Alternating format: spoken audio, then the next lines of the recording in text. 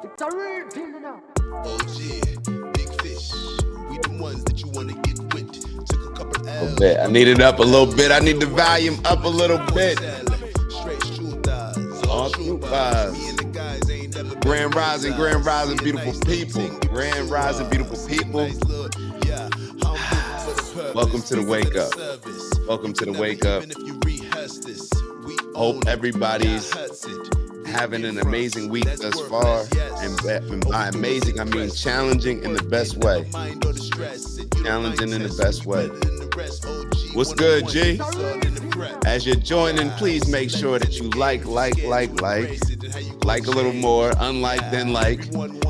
Subscribe if you aren't already subscribed. And I need everybody to do me a favor right now. I need everybody to do me a favor right now. Find where my eyeglass cleaner is. No, that's into your group chat.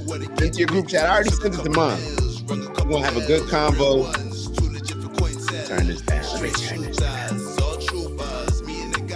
We're gonna have a great convo on. We got a bunch of stuff to talk about. We got Jason Whitlock, and we're gonna review his response to Donald Trump pardoning Larry Hoover and NBA YoungBoy, which I thought was a joke. When my boy first told me, I thought he was saying like, yeah, all you got to do is pardon NBA YoungBoy now. And then I found out that it was actually true. So we're going to talk about that. We got some wisdom. We got some wisdom that we're going to take a look at. And it's coming from Thomas Sowell on how culture, I would say that, hold on, let me turn this off. The education culture. Our culture of education, how it may be misleading us a bit more than we think it's leading and educating us. So we'll talk about that. What's up, Unc? Shout out to Unc in the building. We got G in the building, and we got Unc in the building. And then we're going to talk a little bit about this Angel Reese situation. Well, we may touch on the Angel Reese situation. I don't even know if we're going to actually talk about that one. But, yeah, I don't know. We'll see about that. And the situation with Angel Reese is apparently she may have been making some of this stuff up. So I don't know, but apparently she may have been making a lot of this stuff up. I'm not sure if y'all are familiar, but she was saying how in her first game with Caitlin Clark that it ended up, or that she was on the court and people were saying racial things to her. We can't get away from it. We can't get away from it. Like I said, we may or may not touch on that. We got a dope. Don't we have a dope? Oh, I left the book in the bathroom. So when I get to that point, I'll go grab the book. But we got a little clip from The Power of Now. I've been reading this book. I actually found it on a beach, and we got some dope lessons from it. But it's about being intentional and doing stuff now, not waiting until later, not procrastinating, but moving now when the energy is right. We got a couple dope icebreakers. We got some from Vaughn, some from Mama Lay. I think Aunt Lord sent over some. We got a couple clips, I think I told you guys already, from Stephen A. RFK Jr., we're going to celebrate a big bro RFK Jr. for coming through and doing what maybe a lot of us wanted him to do, maybe not. So we'll talk about that when it comes to the jabs. Are we allowed to say that word now without getting flagged on YouTube? I don't know. So I'll just say the jab unless I slip up. We may touch on Elon leaving Doge, but probably not by the time we get to all this, just being realistic. What do we have first? Shout out to Shy in the building. Shy Boogie. What's up, Shy? Hope all is well. All right, let's get into it. All right, so the first clip that we have is of what? What are we talking? I think we got this clip from Vaughn's. Hold on. I think Vaughn sent this over. I thought we played the video the other day of Nuri Muhammad getting interviewed by Cam Newton, and he was emphasizing how, what was it, like 500,000 kids are fighting for 8 full-time jobs when it came down to when we broke down the numbers as far as the NBA.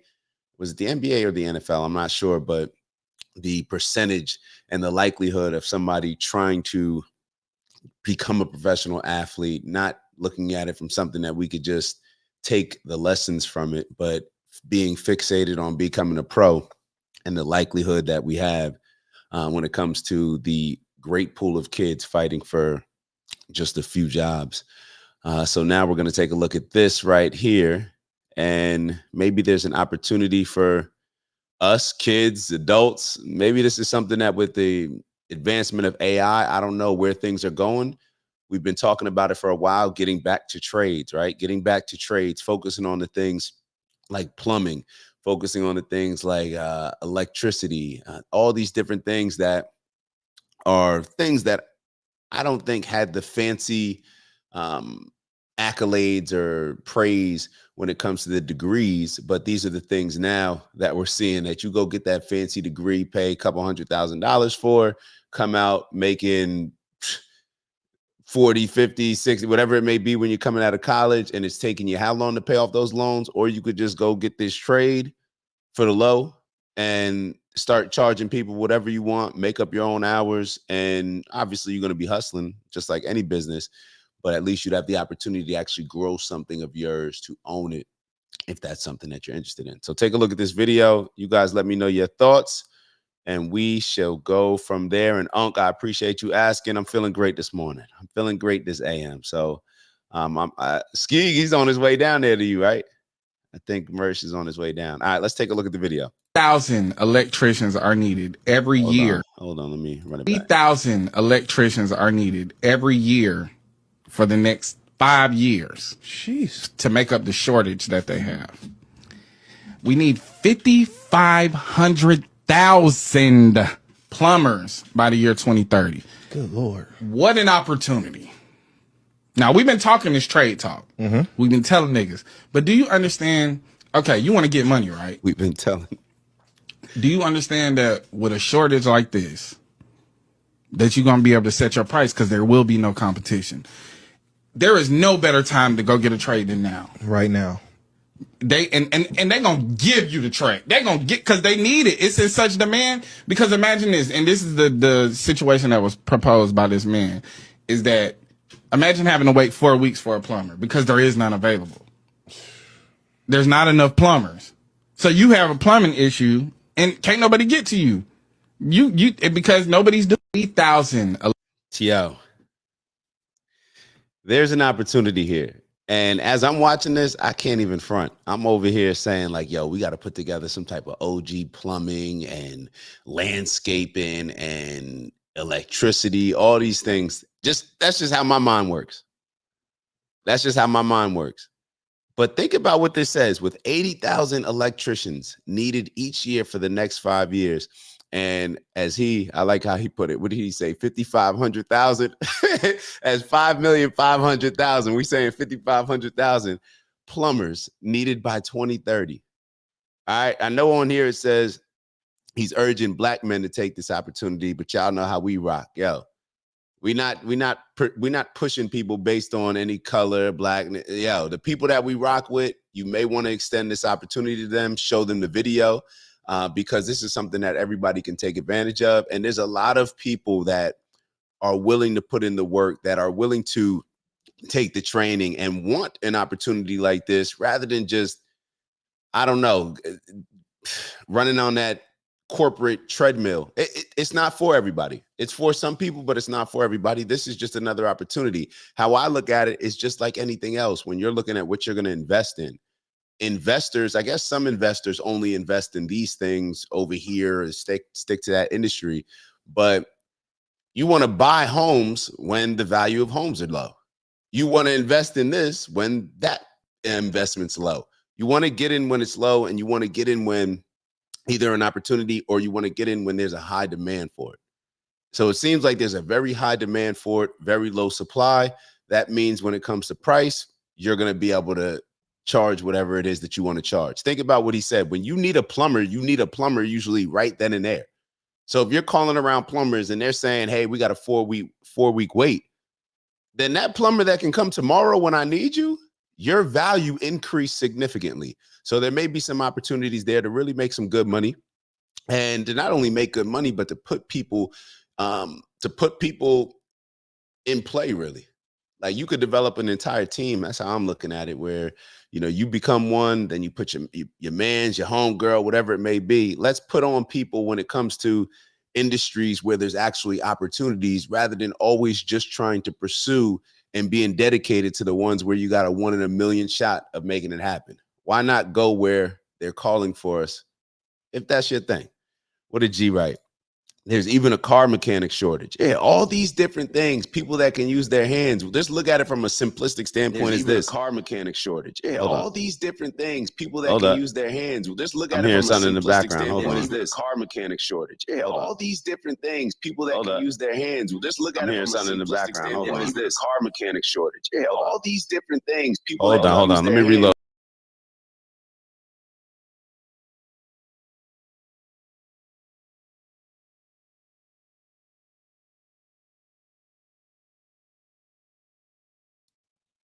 Yeah, I'm not sure what happened there, but hopefully we're back.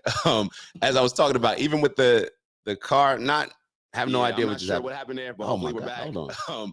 As I was talking about, even with the car, not have no idea what just happened. What happened? Something's playing in the background. Give me a second. As I was talking about, even with the car, not have no idea what just happened. What happened? Something's playing in the background. Give me a second. As I was talking about, even with the car, not. Is it repeating for y'all? Do me a favor. Just let me know if it's repeating for y'all. This sounds crazy to me. Is it repeating for y'all? Do me a favor. Just let me know if it's repeating for y'all. This sounds crazy to me. Is it repeating for y'all? Do me a favor. Just let me know if it's repeating for y'all. This sounds crazy to me. Is it repeating for y'all? Do me a favor.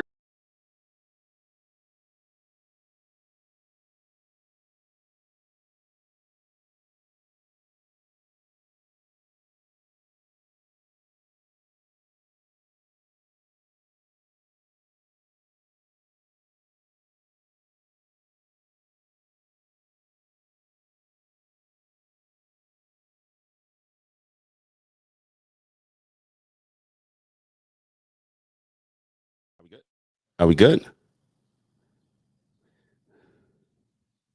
I think we're good.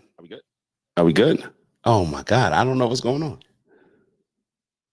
I think we're good. Hold on. You know what? We're gonna pivot. We're gonna have to pivot. We're gonna have to pivot. We're gonna have to pivot. I think we're good. Hold on. You know what? We're gonna pivot. We're gonna have to pivot. We're gonna have to pivot. We're gonna have to pivot.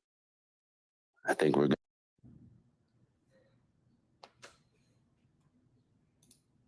All right.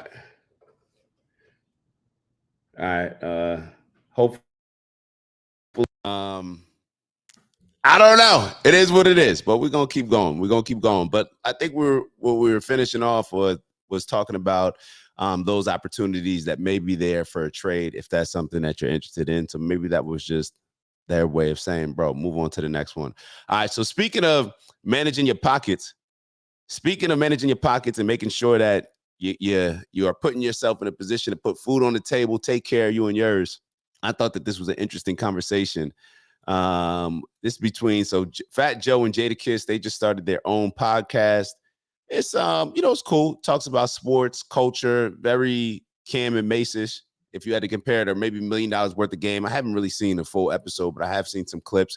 But this was an interesting post that D1. I'm not sure if y'all remember the rapper D1. Cool, intelligent brother. That's the one from down in New Orleans, I think. And he's at Harvard teaching. But dope dude. And he brought up this conversation. And the caption reads, "Nah, respect the Fat Joe, but this is an important lesson about living above your means. No rapper should spend $300,000 on watches and buy designer clothes if it's causing them to live check to check." Let me get y'all thoughts on it. You check to check. You working every day, check to check.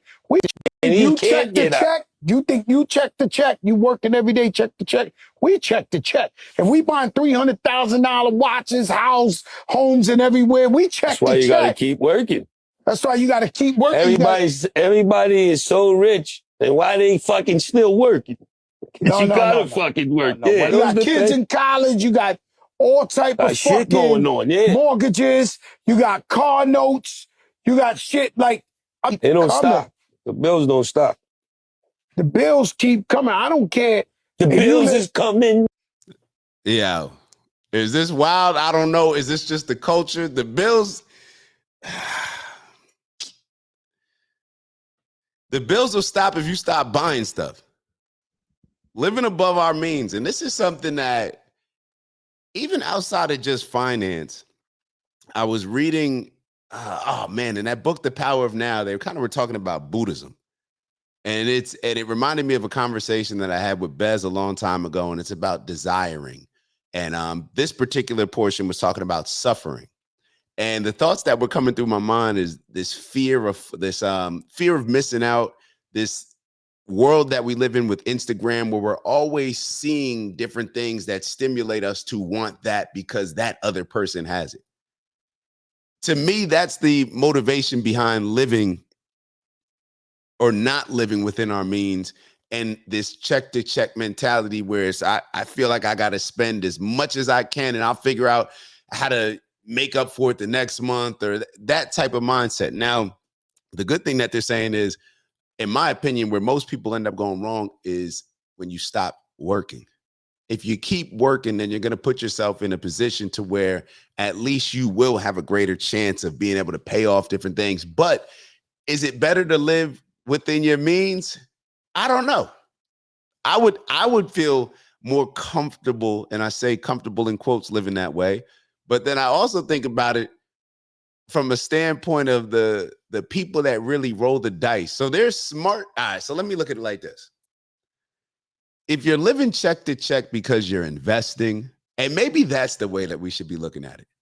When they say that they have bills, see, there's some people that live check to check because they want to buy the latest things. And I think they're going to get ready to talk about this, but keeping up with the Joneses, buying the latest Louis bags, feeling that you got to impress everybody around you. There's that type of living check to check. Then there's the living check to check where it's like when you get your check, you already have it allotted for certain things. You got this for your rent, this for your car, this for your investment that you're going to put in stocks. This is for this investment that you're going to put in this area. And then you have this spending money that may not be a whole lot, but you have this money that you can, spend and enjoy yourself. Spend on yourself and enjoy yourself.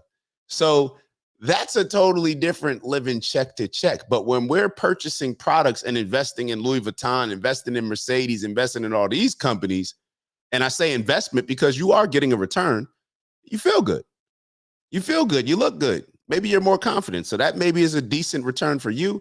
But then there's the other things that are going to constantly return us money, create some cash flow, because I do think that there needs to be an urgency with life. So even if we're not living check to check, from a performance standpoint, I think that it's good to have our back against the wall a little bit, some type of pressure, right? I can't just do all flow. Y'all know the motto where flow meets pressure. So it's got to be a little bit of both. But live check to check, but live smart. You feel me? If you're going to live check to check. And it's really just the perception of check to check because you're putting that money back into yourself. You're just allotting it for something else to where you don't have just a whole bunch of money that's just sitting around to where most of us are going to do what? We're going to spend it. So let's finish up this video. But you guys give me your thoughts. Maybe I'm off, but like I said, I do like it when there's a little bit of pressure, a little bit of pressure. Matter of fact, I can't even say that I like it. It's more that you love it and you embrace it. You may not like it because it is discomfort, but you know that that's going to challenge you to constantly grow if that's what you built for or if that's what you want to do. So let's keep going. The bills is coming now. The train is coming. And so what happens is I don't care how much money we make. It's almost like shampoo. The shit just slipped through your fingers. I'm not safe. No, I'm keeping it real with you. I am not safe with no amount of money. You don't know how many times I made $1 million and that shit was gone in like a month or two. And it's just regular shit. Yo, pay the No, hold up. lawyer, pay your insurance, pay this. Repeat. That's not regular shit, Joe. But this is the mindset. See, when he says regular, he means aligned with the culture that he's in. That's what he means when he says regular, aligned with the culture. Yeah, no, most people know it's not regular to get $1 million and then you got to spend it on a lawyer. You got to pay your insurance. You got to pay your taxes. No, it's based on the culture. So I don't know. I don't know. I'm never counting another man's pockets, but people do whatever they want to do, whatever you feel is best for you. There's a lot of people that live nowhere close to or live well underneath their means. They're not spending a lot and they enjoy life. There's a lot of people who are so scared to spend $1, they can't enjoy life.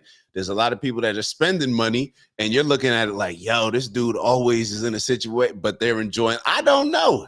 To each their own. But there has to be a certain level of accountability. So whatever check you write, you got to be able to make sure you can cash that. So that would be my mindset on it. Process. Just that. And then you turn around and it's like, yo, where's the bread? Yo, bro. You know, Louis Vuitton ain't cheap, bro. All that shit you doing out here looking cute, it ain't cheap. And so there's always a check to check. I don't care how much money you make. That ain't hip hop, no. That's hypocritical. And Jimmy asked a good question. I'm not going to repeat it. But if you're looking in the comments, Jimmy asked a good question. I think, well, Jimmy, as I grow older and I mature, I'm looking to have family. So that should answer your question, right?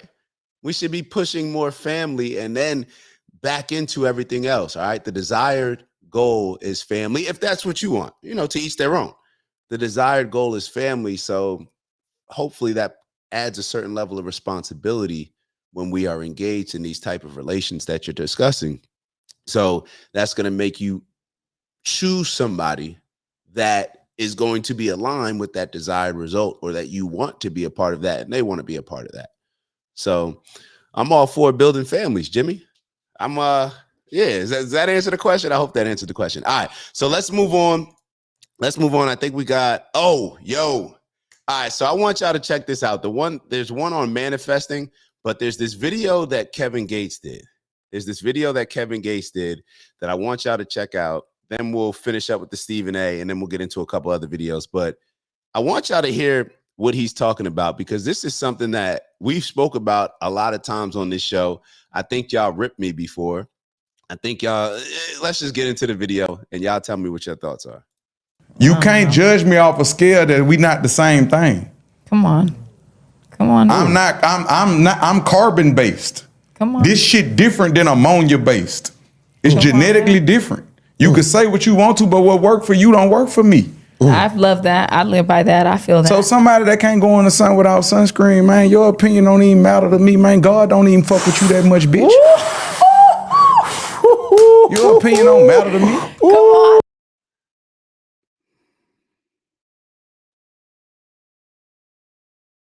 You know what bothers me about some of this stuff? Is that, and I'll be totally honest with you, I'm showing this video for the point that you'll see as the video develops. But I don't understand why there has to be such an appeal to race and appeal to, and you know what I see ended up happening a lot of times, because you'll see where the video goes. But it seems as if people who are critical, let's say if you're black and you're a conservative, and hopefully I'm almost positive I got the right video, but it's almost like you feel that, oh, I got to say something against white people in order to feel comfortable calling out this part of my community or something like that. I don't know if a lot of people feel that way, but it just seems like that type of stuff happens. But let's keep going on with the video. Take the shot out of there. I should have started the video after that. My apologies, but let's keep going. Like, I'm just saying, like, people be caring about being liked. I don't give a fuck who don't like me. Like, when they talk to Black Lives Matter, I say, man, I don't really care for niggas like that. I don't care to be around them. Because there's always some bullshit. This is why I wanted to play the video. When people are being real, when it comes to certain cultures, a lot of times we will just defend our own culture, even though it's super detrimental to where we want to go, the things that we see in our community that are destroying our communities. But we feel as if we can't address those things. We can't bring those things up. We can't mention them, because then we're going to lose our black card. We're going to get canceled. So when I played the video last week of Jamal Bryant, and he's trying to boycott Target and do all these things because he wants white people to change, and he wants to be able to control and use the leverage of the black dollar to manipulate power and money and control in his favor. But we're always spending time, effort, and energy on trying to get somebody externally, right? And that's a microcosm of what we do in our day-to-day lives. Everything that we do when a situation occurs, when something comes up, why we're not making as much money as we want to make, why we're not in the relationship that we want to be in, everything is externally. Oh, because that person, because my boss is an asshole, because these women out here ain't ish, because these dudes out here ain't ish. Everything is external rather than looking internal. I don't understand why we will beg and do all this extra stuff rather than one of the golden rules that I live by, just controlling the controllables. Control what's going on in your family. Control what's going on in your life.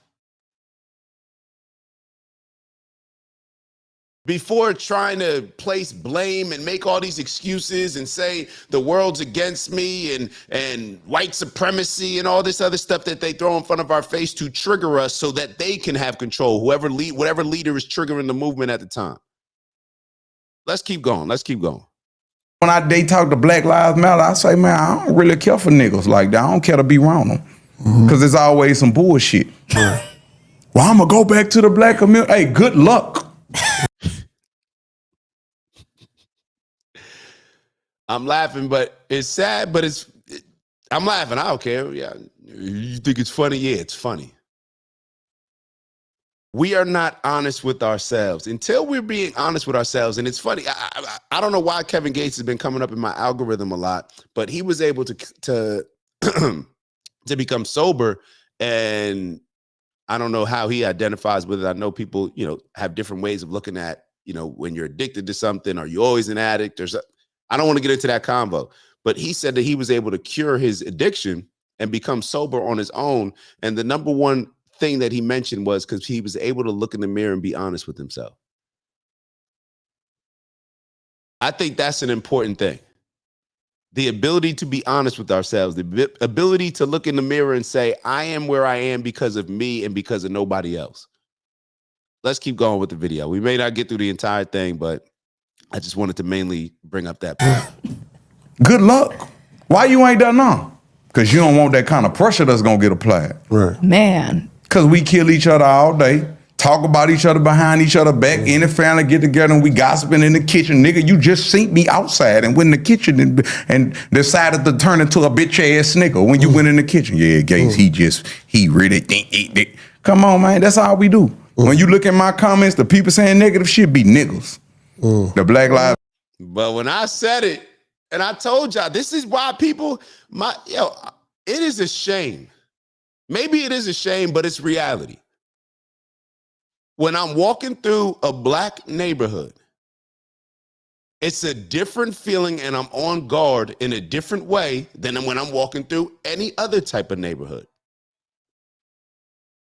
I don't walk through a Hasidic neighborhood and I'm like, oh, shoot, man. I don't walk through an Italian neighborhood. Now, back in the day, maybe Howard Beach, maybe that would be a little different because of those race relations and because where people allowed themselves to get triggered into hating somebody, all those type.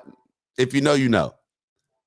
But I don't walk around other neighborhoods. I'm just being totally honest. And that's something that, and the reason why I don't, or there's a certain level of being on guard.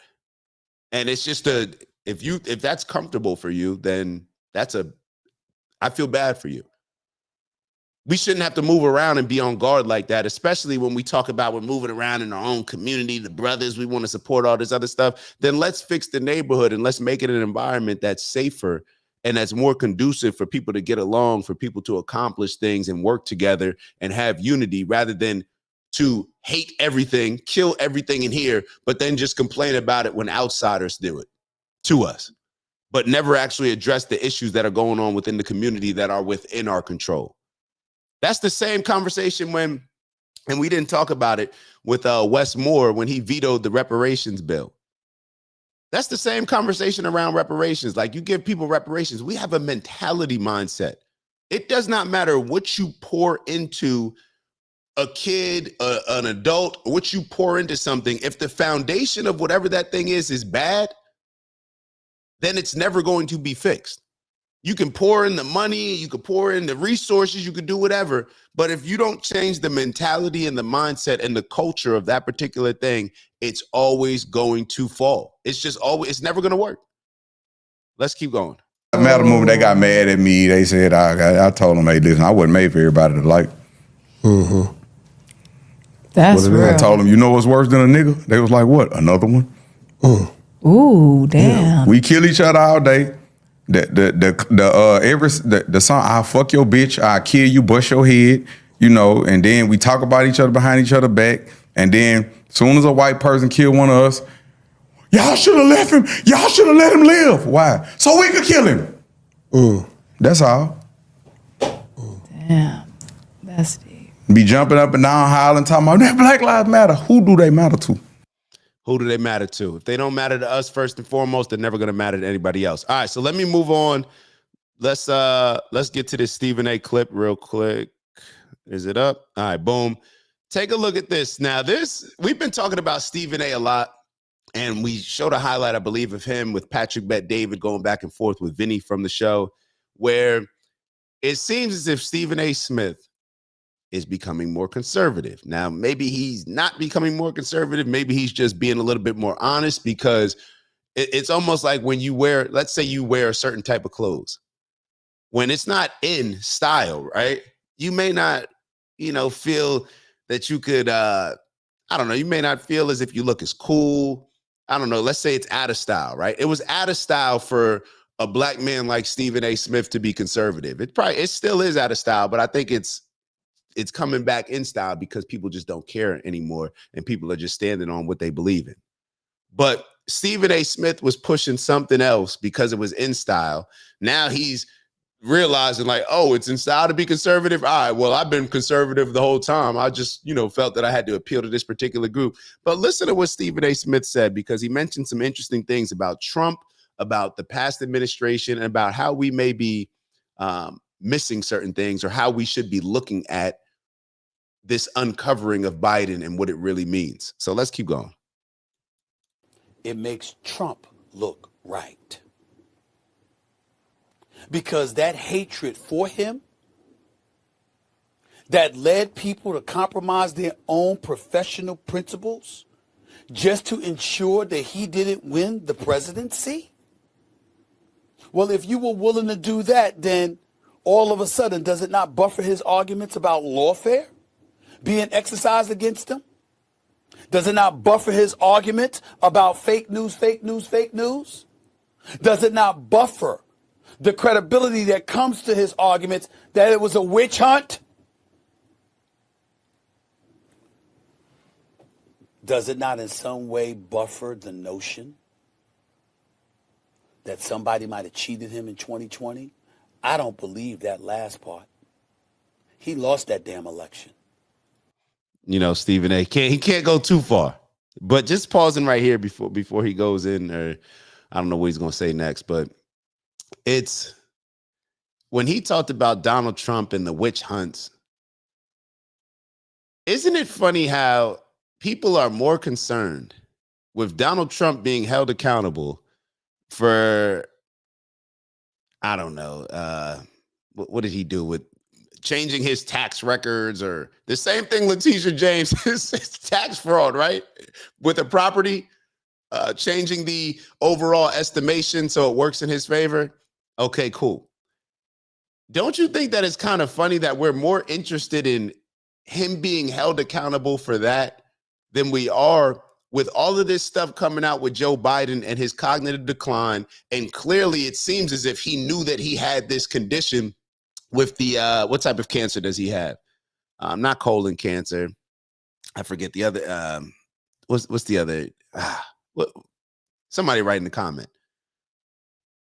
But it seems as if they knew that, so they knew that it was a great likelihood of, you get this type of condition, you may not be capable of running the country, and that may be the best case scenario. That, oh, he's just not as strong enough. You get something like that, who knows how long you're going to be around. But they didn't tell that. They kept pushing him, wanted him to run, kept denying this whole cognitive decline, but nobody seems to care. People care more about Donald Trump and what's the lady E. Jean Carroll and him being held accountable or changing his the value of his property, whatever it was, and them doing that type of witch hunt and charging him as and now he's a convicted felon, all this stuff. People cared more about that than you're upset that the party of democracy that you claim that you're a part of, if you voted Democrat or that you supported based on the democracy, right? The person that you voted for wasn't running the country. They weren't capable of running the country. Matter of fact, the people around him lied to us about his cognitive decline when it was clear as day. So maybe we deserve that they lied to us, because anybody who looked at Joe Biden, in my opinion, if you didn't think that there was something off, then you were just being disingenuous. But you listen to the James Clyburn, you listen to whoever else said that he's as sharp as a tack, and the hardest thing to do is to go into a Biden interview because he's going to ask such probing questions. Knock it off. You saw the speeches that he's been giving at colleges for the last few years. You see how he walks. You see how he talks. All these different things. You knew he wasn't there. But they lied about it. They covered it up. And then they tried to still run him as president just so they can get Kamala Harris in there through the back door. And nobody cares. Why? Because, well, Trump did this January. It's like, damn, like we voted for somebody who was not running the country. We do not know who was running the country. He dropped out of the race after he showed a clear cognitive decline in the first debate with Trump. And we still don't even know who was running the country after that. But nobody cares. Let's keep going. And I get that.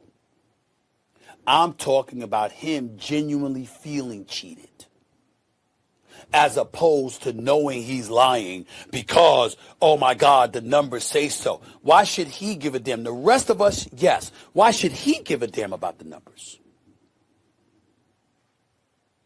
You see what hatred can do? You see what an absence of objectivity can do? I'll tell you exactly what it can do. Let's hear Stephen A. said, you see what hatred can do. You see what the lack of objectivity can do. This is what we talk about all the time. These moderates in perhaps both parties that vote based on single issues, but we're talking about the Democrats right now. You open the door for radicalism when you only focus on one thing, because you have that one thing is enough for you to have hatred for this person. All Joe Biden has to do is get me to agree on one thing. Trump, I could agree with him on 8 out of 10 things, but I don't like him. I hate him. That's how y'all move.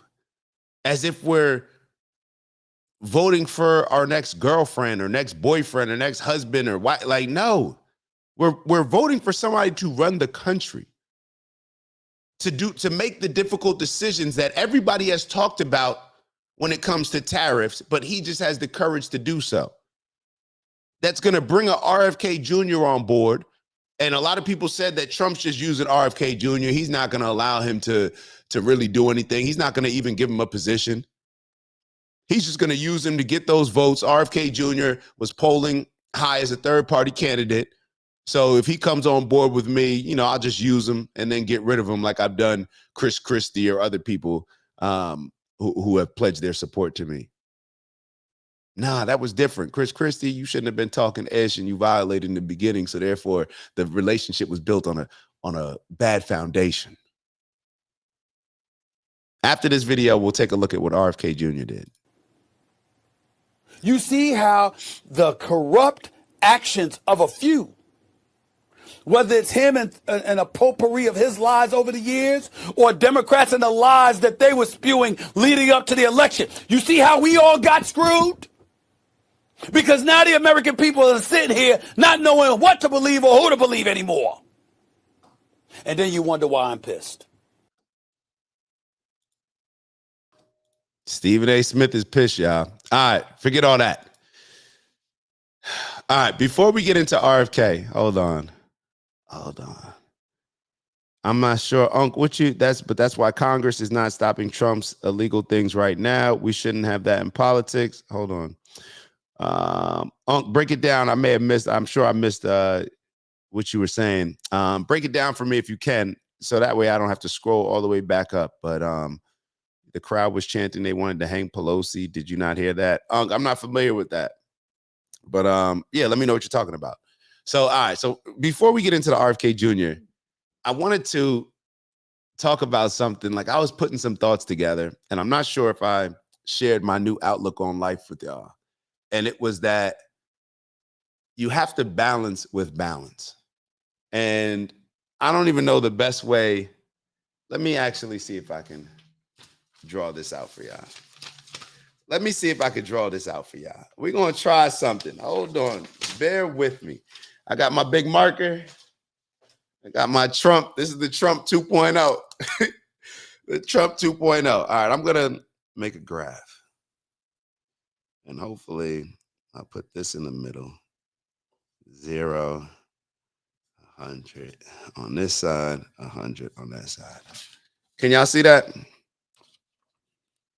All right. So this is what I had in mind when I was having these thoughts. And I was thinking of a scale. It should be negative 100. Or just, I don't even want to put negative 100. It's just, whatever. We'll put negative 100. In order to balance something out, right? So if it's negative 100 and you have negative 100 and then you have 100 on the other side, in order to balance it out or average, the average of 2, you would have to have negative 100 and what number to get to 0? What would be the distance, right? The distance would be, or what would you have to average it out with? And without even getting into all the math, this is how I see Democrats and Republicans. One on one side, one on the other. I want to balance, in my mindset, a lot of us think that, well, if they're radical on this side all the way over here, to balance it out, we're going to be all the way over here. So things just become more and more radical, because once they go over here to 100, this side's going to go to 100, then this side goes to 150, this side goes to 150, and things just become more and more radical. So when I was watching 1923, I'm not sure if y'all watched that. That's the prequel, or I don't know how you do it with Yellowstone. The lady was, she was frostbitten and she was freezing. She was out in the cold, and the doctor who was trying to thaw her body out, and bear with me. I know I'm all over the place, but the doctor that was trying to thaw her body out, he made the comment and said, hey, how long has she been cold? How long has she been out in the cold? Was it a fast cold, her just being out there quick? Or was this something that she's been out in the cold for a long time? Has it been 5 hours? Has it been 6 hours, 10, whatever? And he said that if your body got frozen over a long period of time, then thawing you out, that process has to be the same as far as being a long period of time. So it just got me thinking. It's like, okay, well, if it was a short period of time where your body got cold, then you can respond quick and you can go into something hot. But they were saying that they got better results when it's thawed out for a longer period of time when your body was frozen over that period of time. So I'm saying a whole bunch of stuff, and I'm hoping that the dots are connecting. But I'm realizing, going back to this graph, that we try to balance things out by solving this radical with this radical. And it doesn't always work like that. I'm realizing that we got to focus on the 0. And when we keep applying pressure to the 0, it may take a longer time to get down to that 0 when you're just pressing the 0 button in order to get people from the 100 over here, rather than if you were just pressing 100 over here, you probably get to that 0 faster. But in all actuality, that's just not how life works. That's just not how people work. And that's not how a lot of these problems that come up in our day-to-day lives, or come up with politics, with things being so radical. Let's look at what we always talk about. And I'm kind of surprised that we haven't made this comparison before when it comes to weight loss. If it took you 10 years to put on an excess amount of weight, then the healthiest way may be for you to go down gradually. to kind of be consistent, work your way down. I'm not saying that it's got to take 10 years for you to get down there, but you're not going to solve that overnight. And when people think they can solve long-term problems overnight, what ends up happening? That's more radical things on the table, whether it comes to radical weight loss, where we're going to get a BBL, we're going to start taking a whole bunch of Ozempic, or whether it's in politics, when we think that we can solve this problem that has been occurring for a long period of time, and now maybe Donald Trump only has 4 years. He feels like he has only had a short time, so now we got to get radical. It's going to bring about some discomfort. Now, there's certain things that I don't think if you're eating unhealthy for the last 10 years, you should gradually take 10 years to start eating healthy.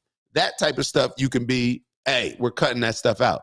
But I'm just trying to gain some type of understanding in how things can become more balanced and less radicalized. And for me, what I've come across with or come away with is that you got to balance with the balance. You can't balance with the equal and opposite extreme on the other end.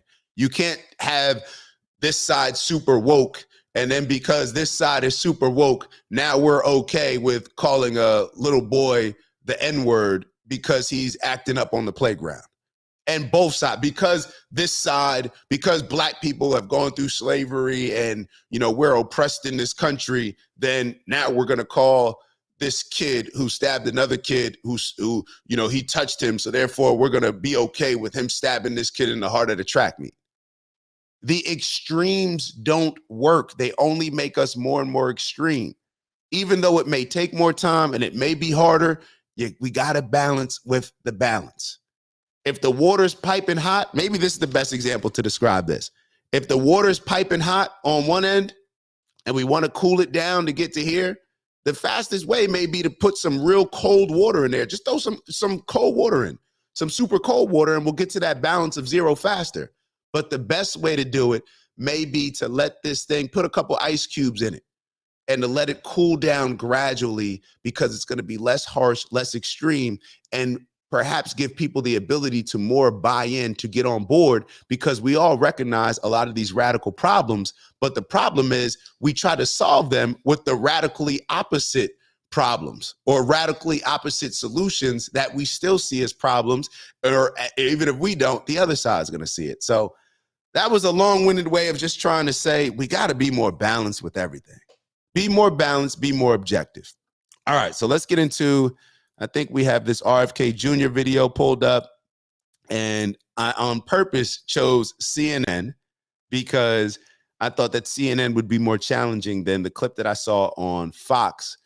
Obviously, that aligns more with the conservative values of Donald Trump and his party and perhaps the Maha movement. So I wanted to give CNN an opportunity to have some pushback, and maybe we'll have some pushback on their pushback. So let's go. All right, there's more breaking news coming into the Situation Room right now. The COVID vaccine for healthy children and pregnant women will shortly be removed from the CDC recommended immunization schedule. Here's what the HHS Secretary, Robert F. Kennedy Jr., just posted on social media.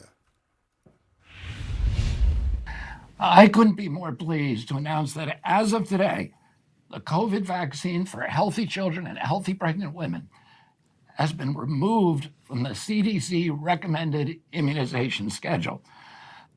Hold up. The bros, hold on. RFK, give me a sec, man. I didn't give my bros a chance to respond. I said all that, right? And Boog, he put it. I said, I went around the corner, around the block just to go next door. Boog said it clearly. You thaw out a frozen turkey in cold water. Boog. That's exactly what I was trying to say. You thaw out a frozen turkey in cold water. You don't put it in hot water.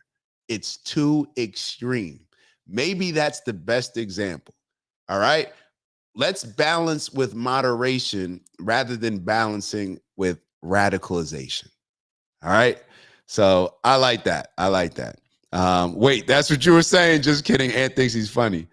I've seen people try to fight boiling eggs, don't realize that if you boil an egg and put it in ice water, the shell will be easier to break because the eggs get smaller in the shell for me. I like that, huh? I like that. All right, that simplifies it. All right, can we get back to the video? Damn. Let's go, big homie. Let's hear what RFK got to say. Secretary Robert F. Kennedy Jr. just posted on social media.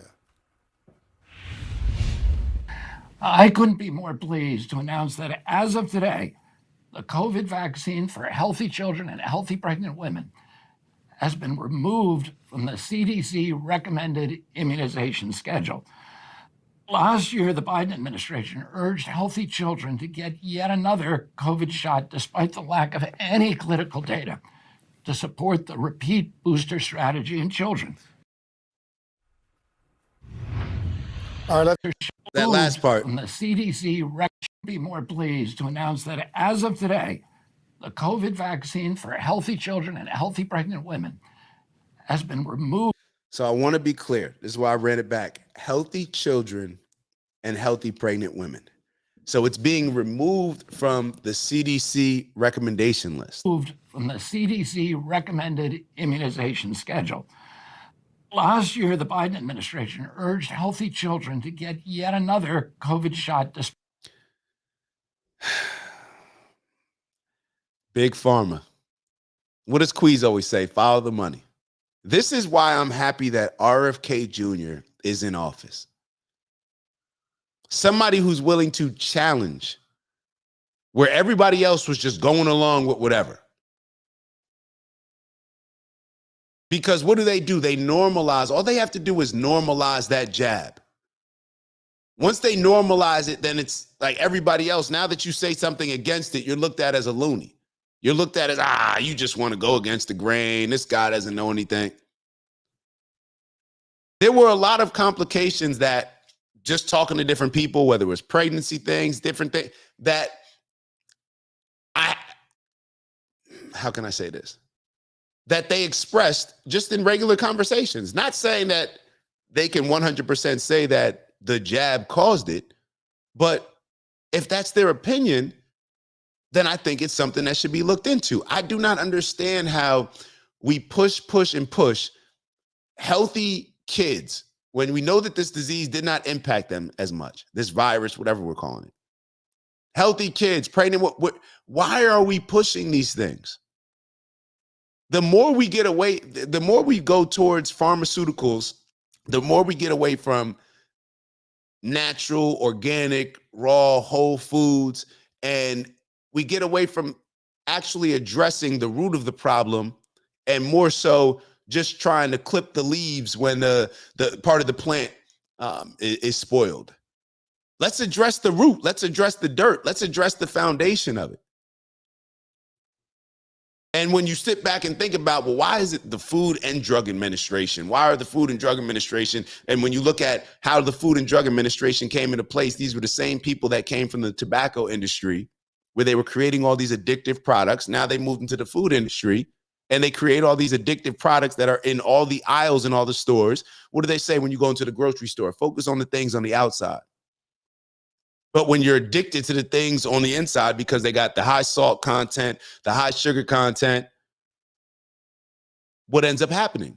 Then we're just going to need more pharmaceuticals. So I haven't done the research when it comes to the jab and whether or not this group should take this group. I just think that people should have the option. And I just think that having the option is only really an option when you're not selling it and pushing people to do so, because you're really not giving them the option. You're not telling them, hey, do your due diligence, do your research, whatever you feel is best. You're pretty much saying, hey, you should do this or else you'll die, but you do what you want. And that's beyond what they were already doing when they made it mandatory. But let's keep going. Despite the lack of any clinical data to support the repeat booster strategy in children. All right, let's go live right now to CNN medical correspondent Meg Terrell. Meg, what more are you learning about this? And shout out to big bro Trey in the building. So Trey wrote, so what about the non-healthy people? We're going to experiment with them? Exactly. I I don't know, man. This whole recommendation, and this only happens. Let's go back to what Stephen A. Smith said when it's the distrust. Let's go back to the conversation with Jake Tapper, where he's exposing now that Biden had no, it's like Biden wasn't even around. Biden wasn't aware of all these things that are happening. There have been numerous reports over the last couple of years of people going in and having meetings with Biden and saying like, hey, you pushed this through. Why did you? And he said, I didn't do that. What do you mean? And so it seems as if his team and the people around him, his handlers, were making a lot of these decisions for him. And when they're incentivized by Big Pharma, who's the ones that are lining their pockets, when they're raising money, all these different things, the people with the money, when they're lining their pockets, it just makes you sit back and say, well, we got a government that lied about the president. We got all of its handlers that lied about it, all these politicians that lied about the well-being of the person that's in the most important job, perhaps in the world. And that's why y'all were so scared, right? With Trump becoming president. And this is what's so funny. Y'all are so scared with Trump, the way that he moves, the way that he acts. He could just destroy the country. Him being president would be so dangerous because he could just press a button. But the energy's different when it comes to somebody who we voted for, where we don't even know now who's making the decisions because that person obviously isn't capable. So when it comes to these vaccines, these jabs, this medicine, anything with Big Pharma, now we're going into it because y'all have already shown that y'all are liars, because y'all already shown that you're receiving royalties off of pushing people to get vaccines, Anthony Fauci. So now you're just a sales rep for a medical company, just like I used to be a sales rep for a medical device company. And I never went in to sell my product to try to make sales for my competition. The goal was to sell my product to the doctor, period. To the surgery center, to the hospital. That was what my goal was. So they've lost all credibility, in my opinion. So when you hear these things come out, it's right for us to question them. But let's keep going. Hold up. Let me comment. Mama Lay in the building. Happy Friday. It should not have ever caused people losing their jobs. Options are important for sure. It should not have caused people to lose their jobs. And that's just more of the radical. To me, that was like a political radical move that was caused by us being so hostile and being so triggered by it. And obviously them trying to make money. But think about anybody who spoke out against the jab at that time. You were vilified. We've played the videos over and over here. So now you have created an environment to where it's very inviting and accepting for the government to be able to put these mandates on certain people because, hey, we're just going along with what the government said. So where's the accountability? Where's the accountability? And that's why a lot of the New York workers, I believe that they got back pay. I'm not sure if it happened in other states or across the country, but I believe they got back pay. G-Ro, why has Bill Gates been allowed to experiment with vaccines in Africa? He needs to be checked. All this stuff is crazy. That's why, this is just another example of how radicalism and hatred and not being objective like Stephen A. Smith just has us looking stupid. You got the same people that are complaining about white Afrikaners and their impact and how they destroyed South Africa, and now Trump's allowing them to come over here, and they were.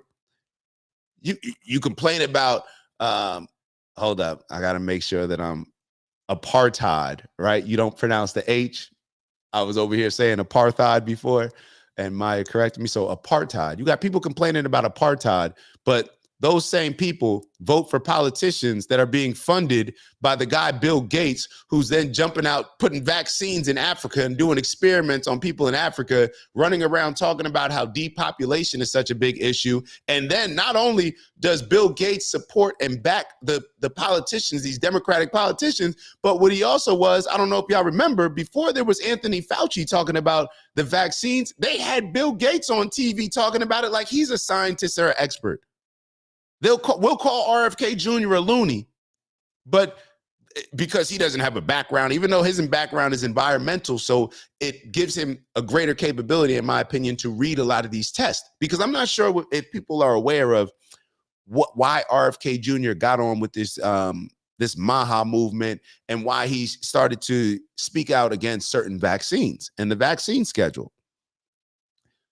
I believe he was doing these environmental either protests or had these organizations where a group of moms eventually came up to him. And I think a mom actually pulled up to his crib and had these vaccination papers and on these studies and said, I believe that this is what happened. Don't quote me. I may have been dreaming, but I think this is what happened. Pulled up to his house and said, I'm not leaving until you read this. Now that may be sensationalized, cool. But he ended up reading that stuff. And it was similar to a lot of the studies that he used to read and break down from an environmental standpoint. Once he started reading those studies and seeing that things were being pushed to us that were not in our best interest, and we know it's not surprising, it's just in the best interest of big pharma's profits, right? Their mindset, that's why he couldn't let go of this. So how fortunate are we to have somebody like RFK Jr. in that position, in my opinion, who's going to challenge these things? He may not always be right. He may not always be, I mean, does that prevent, it's like RFK Jr. has to bat 1,000 for us to listen to him. But he could be batting 750, but meanwhile, we'll give all of our support to somebody who he's 0 for 50. He's batting 200, but because he's aligned with that party that we've just voted for over and over and over and over and over, we rock with him. Because he has a big name of the Democratic Party behind him, it gives credibility. Let's keep going. Yes. Yeah, Wolf, I mean, this is a continuation of the policy change we heard about from FDA last week as it pertained to updating COVID boosters. Typically, we've been doing that in a seasonal fashion, the same way we do for flu shots. But last week, the FDA leadership put out a new framework where essentially that system would remain the same for people over the age of 65 and those with underlying health conditions, putting them at higher risk for severe COVID-19. But they were saying they wanted to require clinical trial data for essentially everyone else. Now we're hearing they are going to remove the. Did y'all just peep that? Listen to this. Essentially, that system would remain the same for people over the age of 65 and those. Listen to what she says about the other people that they wanted clinical data to back up the recommendations in those. A new framework where essentially that system would remain the same for people over the age of 65 and those with underlying health conditions, putting them at higher risk for severe COVID-19. But they were saying they wanted to require clinical trial data for essentially everyone else. Now, yeah, why wouldn't we require clinical data for everyone else and them too? Like, is this like, yeah, we should have some data to back up the recommendations that we're making for people to put stuff in their bodies? So Steve, shout out to Big Bro Steve in the building. The probability of adverse reactions to the hokey pokey was exponentially higher than the possibility of healthy young people being hospitalized or dying from the virus. That's a fact. Mama Lay wrote, I've seen doctors actually say they are not aware of what is in any of the shots they administer. It's all about pushing drugs versus being concerned about nutrient and health. This is exactly what it is. Why y'all think they used to hire? Go look at these documentaries that they put up, or these movies. One just came out on the Sandler family. I forget the name of their family, where they just hire young, pretty girls, go into the office. You got these primary care doctors that are not used to maybe being around such beautiful women, and they're getting finessed. And they just give them a product. They don't know what's in it. They don't care, but they like the girl. So they're going to prescribe, oh, we'll use this. All right, it's all the same. It's the same as everybody. Okay, cool. Nobody's doing their due diligence. The same way that you go to a restaurant and the customer service is bad, or they don't even know what's in the food. They don't know what it's made with. Did you use butter? Did you use, I don't know. I'll check with the chef. Isn't this your job? Nobody's going above and beyond. The things that people are selling, nobody cares about what's in them. They're just trying to worry about their profits and keeping their doors open. And the confidence that comes along with a beautiful woman maybe incentivizing them to use their medicine. I don't know. Whatever it is. Let's keep going. Let's keep going. Matter of fact, was there one more comment that I wanted to touch on? All right. The rich white South African people left about 20 years ago. The people there are regular working stiffs, so they could legitimately be facing backlash, which is understandable. All right. Uncle Ro, well, I'm just saying I would not be the one to take a bath in Rock Creek Park, Maryland. Let's keep going. Wait, what? Wait, what did I miss? Now we're hearing they are going to remove the COVID vaccine from the childhood immunization schedule and the recommendation for healthy pregnant women to receive the vaccine as well. And Wolf, it is true that the CDC has recommended everybody over the age of 6 months receive a COVID shot every year. And, you know, some of the questions I think that are going to emerge around.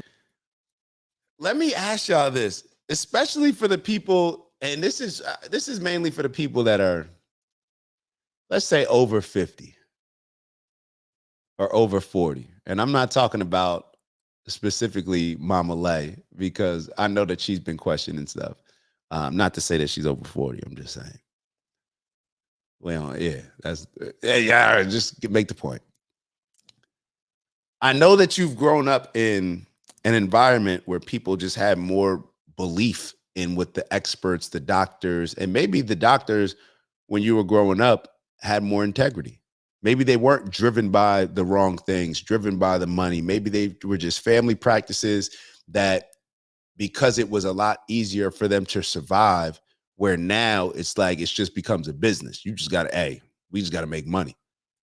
It's tough to keep the doors open. We got to do this Google advertising. We got to create a social media page. We got to do all this other stuff outside of just taking care of patients.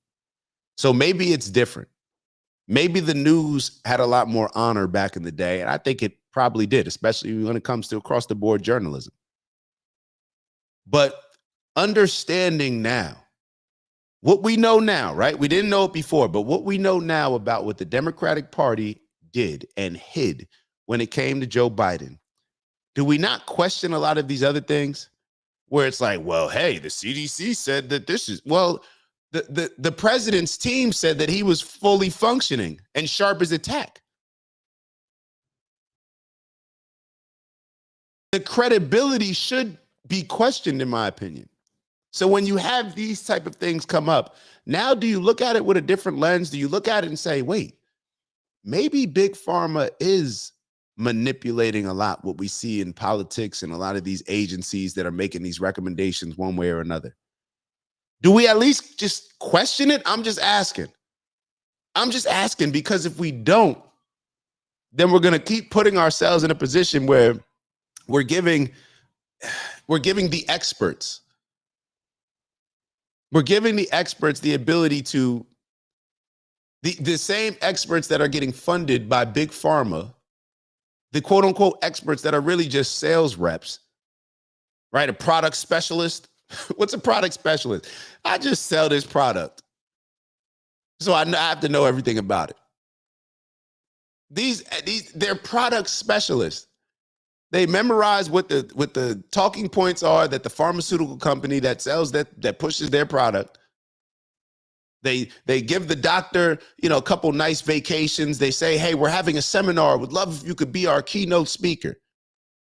So they got 50 keynote speakers, and they just use it as an opportunity to fly 50 of them to a beautiful resort in the Caribbean and enjoy life and have all the women that they don't typically get. They never got in their childhood, and now they're just living life. And now, of course, they're going to be promoting. Now they're going to be rationalizing, oh, well, actually, this is a good product. Maybe we should be pushing this. Like, oh, these are honorable guys. No.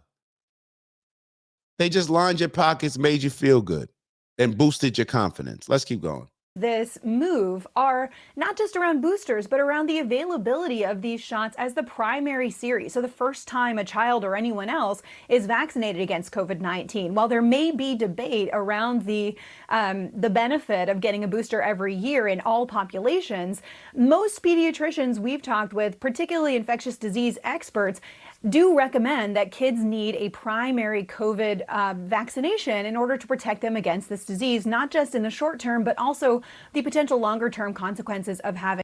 Do these experts also recommend that the kids take some CMOS, make sure that they're not vitamin D deficient? They make sure that they get at least 60 minutes of exercise a day for the adults too? Do they recommend that they meditate? Do they recommend that they do yoga? Do they recommend that they do some sound bowl therapy? Do they recommend that they don't eat fast food? Do they make all these other recommendations too? that they have some vitamin C, that they maybe try some of the health benefits of manuka honey or some of the herbs that you can take. Do they recommend those things as well, or are they just focused more on making the recommendations of the big pharmaceutical companies that line their pockets? I'm just wondering, because perhaps with all the food that we're putting in our body, perhaps those are the reasons why we need, quote unquote, need all of these other injections for them to put in our bodies, whether in the pill form, shot form, or whatever other form. They just create problems in order to be the person that can be looked at as having the solution. So they just create problems. So therefore their products have a greater demand. Right? What did we talk about earlier when we talked about the trade jobs? There's a low supply, high demand, right? That's the ideal way. You know, you can look at it, if there's a low supply, then you can increase your price. Or if there's just a high demand, you can increase your price. But if you got both, then you could really increase your price. So from this standpoint, is there a high demand? Well, we'll scare them. So therefore there'll be a high demand. And then once we scare them, now we can increase our price because that demand just went up. Let's keep going. Let's actually move on from this video. I think we're good on that. I wanted to take a look at my boy Jason Whitlock. He had an interesting take in response to Donald Trump pardoning Larry Hoover and NBA YoungBoy.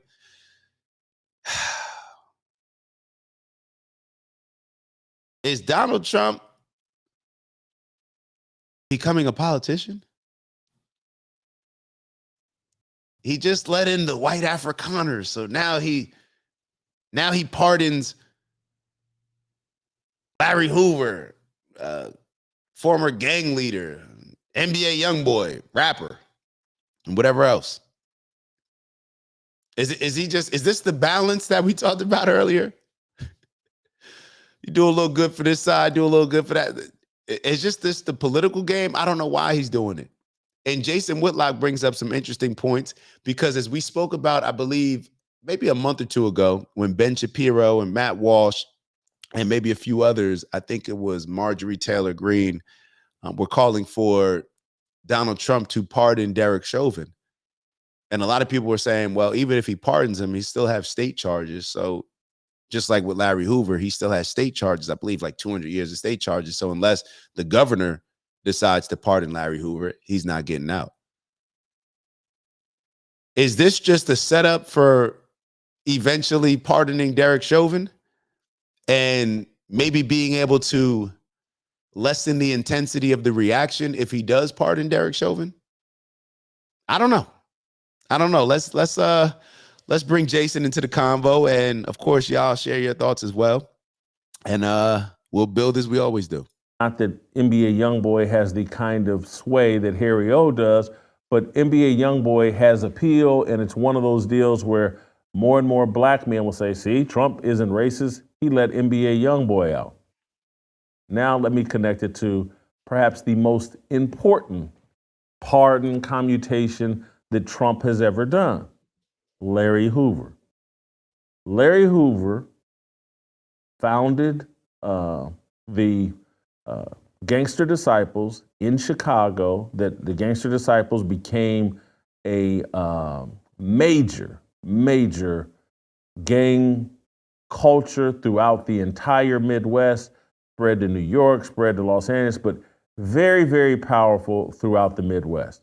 In Indianapolis, where I grew up, Gangster Disciples, Vice Lords, big influence throughout the entire Midwest. The Gangster Disciples, some people say at one point had 30,000 members.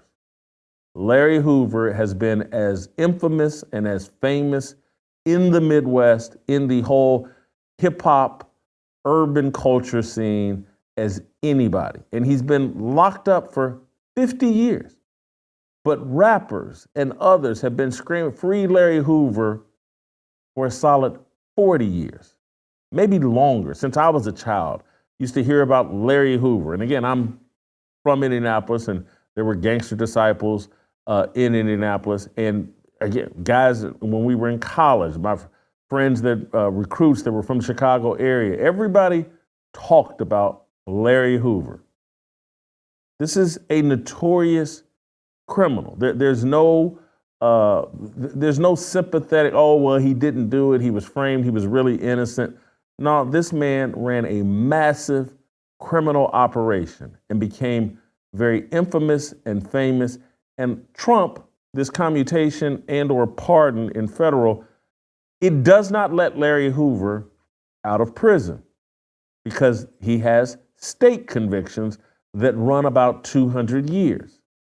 The governor of Illinois, I believe is Pritzker, would have to pardon Larry Hoover in order for Larry Hoover to get released from prison. No, Unk.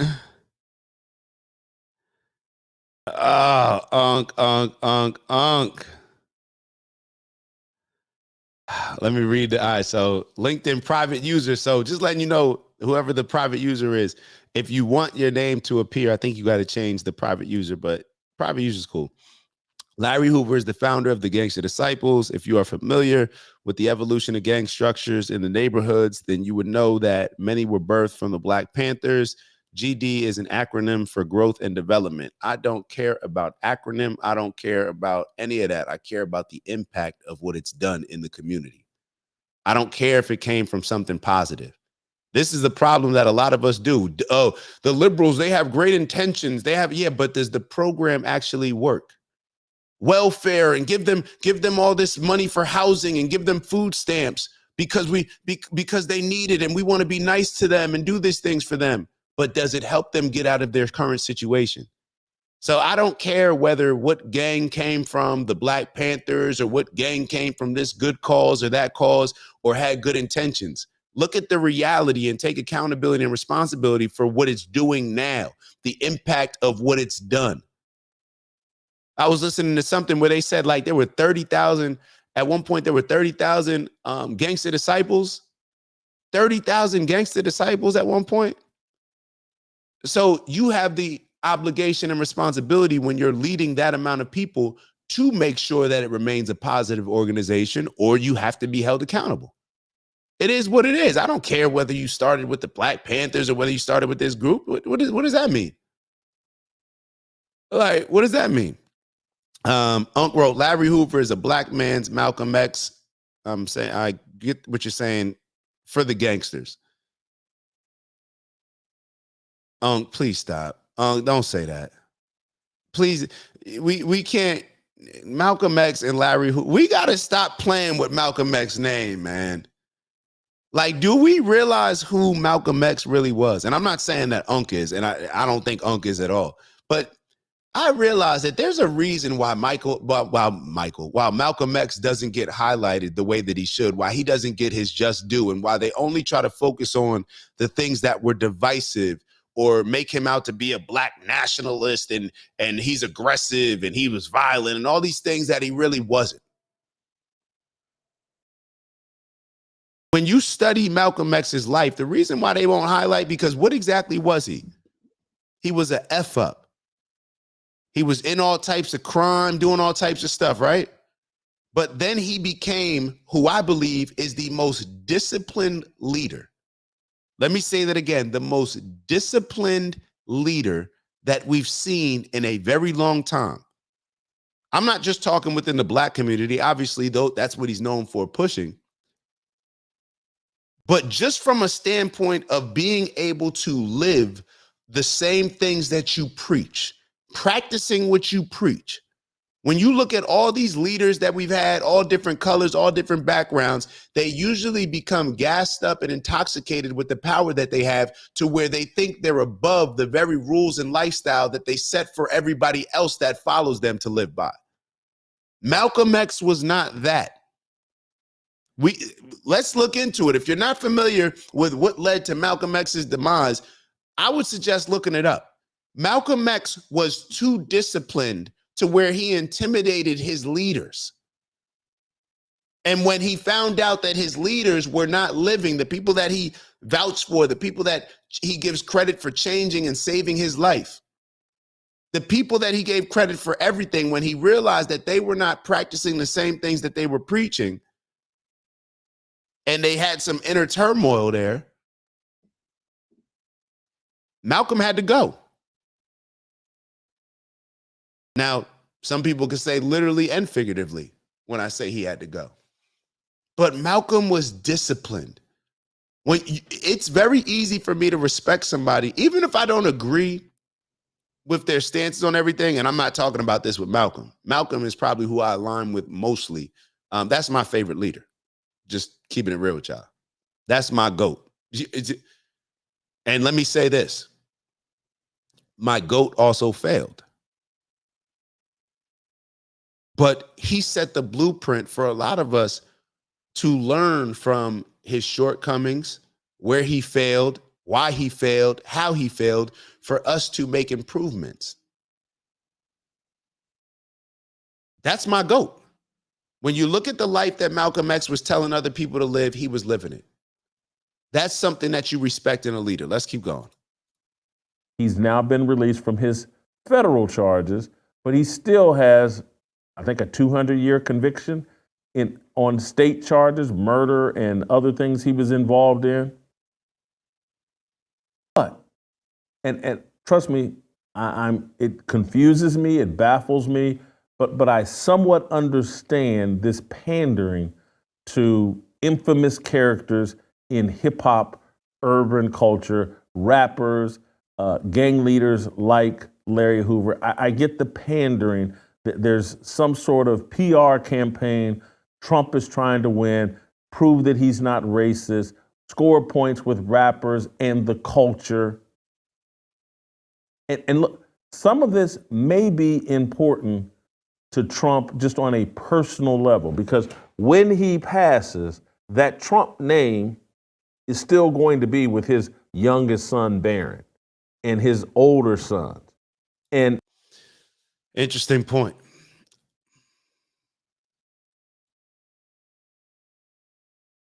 I don't care for this. I don't care for this. Matter of fact, I don't even know. I'm damn near offended by it in some ways. Or I don't know if I'm questioning whether or not I should be offended by this. But I don't understand why all y'all that voted Democrat, why aren't y'all celebrating this? Isn't this what the people that y'all vote for do? I thought this aligns with what y'all do. Don't y'all ask Meg Thee Stallion to jump on stage and to come to the DNC to perform because she can leverage the culture? She can, isn't that what the Democrats do? They highlight some of the most detrimental people in our communities that impact our culture in the most detrimental ways and destructive ways. Isn't that what the Democratic Party celebrates? I thought that's what, wait. So I don't know why y'all are not clapping for this when Donald Trump does this. Me, this is the same corny stuff that other politicians do in order to be seen favorably amongst a group of people. So what's the first thing I did? I called Trump pardoned Larry Hoover. Oh, you rocking with him now? He pardoned NBA YoungBoy. You rocking with him now? Nah. Or whatever she said. I ain't saying what she said. Nah, yeah, whatever. And it shouldn't be you rocking with him just because he pardoned Larry Hoover. Pardon some of the no-name people. Pardon somebody who shouldn't be in jail, shouldn't be in prison. Somebody who was falsely convicted. Pardon somebody like that. And you'll impress me. Not to say, I'm not saying don't pardon Larry Hoover or don't pardon NBA YoungBoy. What I'm saying is that it seems a little bit political stuntish, if you ask me. I'm just being real. I call a spade a spade. I don't like it when the Democrats do it, so I'm going to call it out when Trump does it.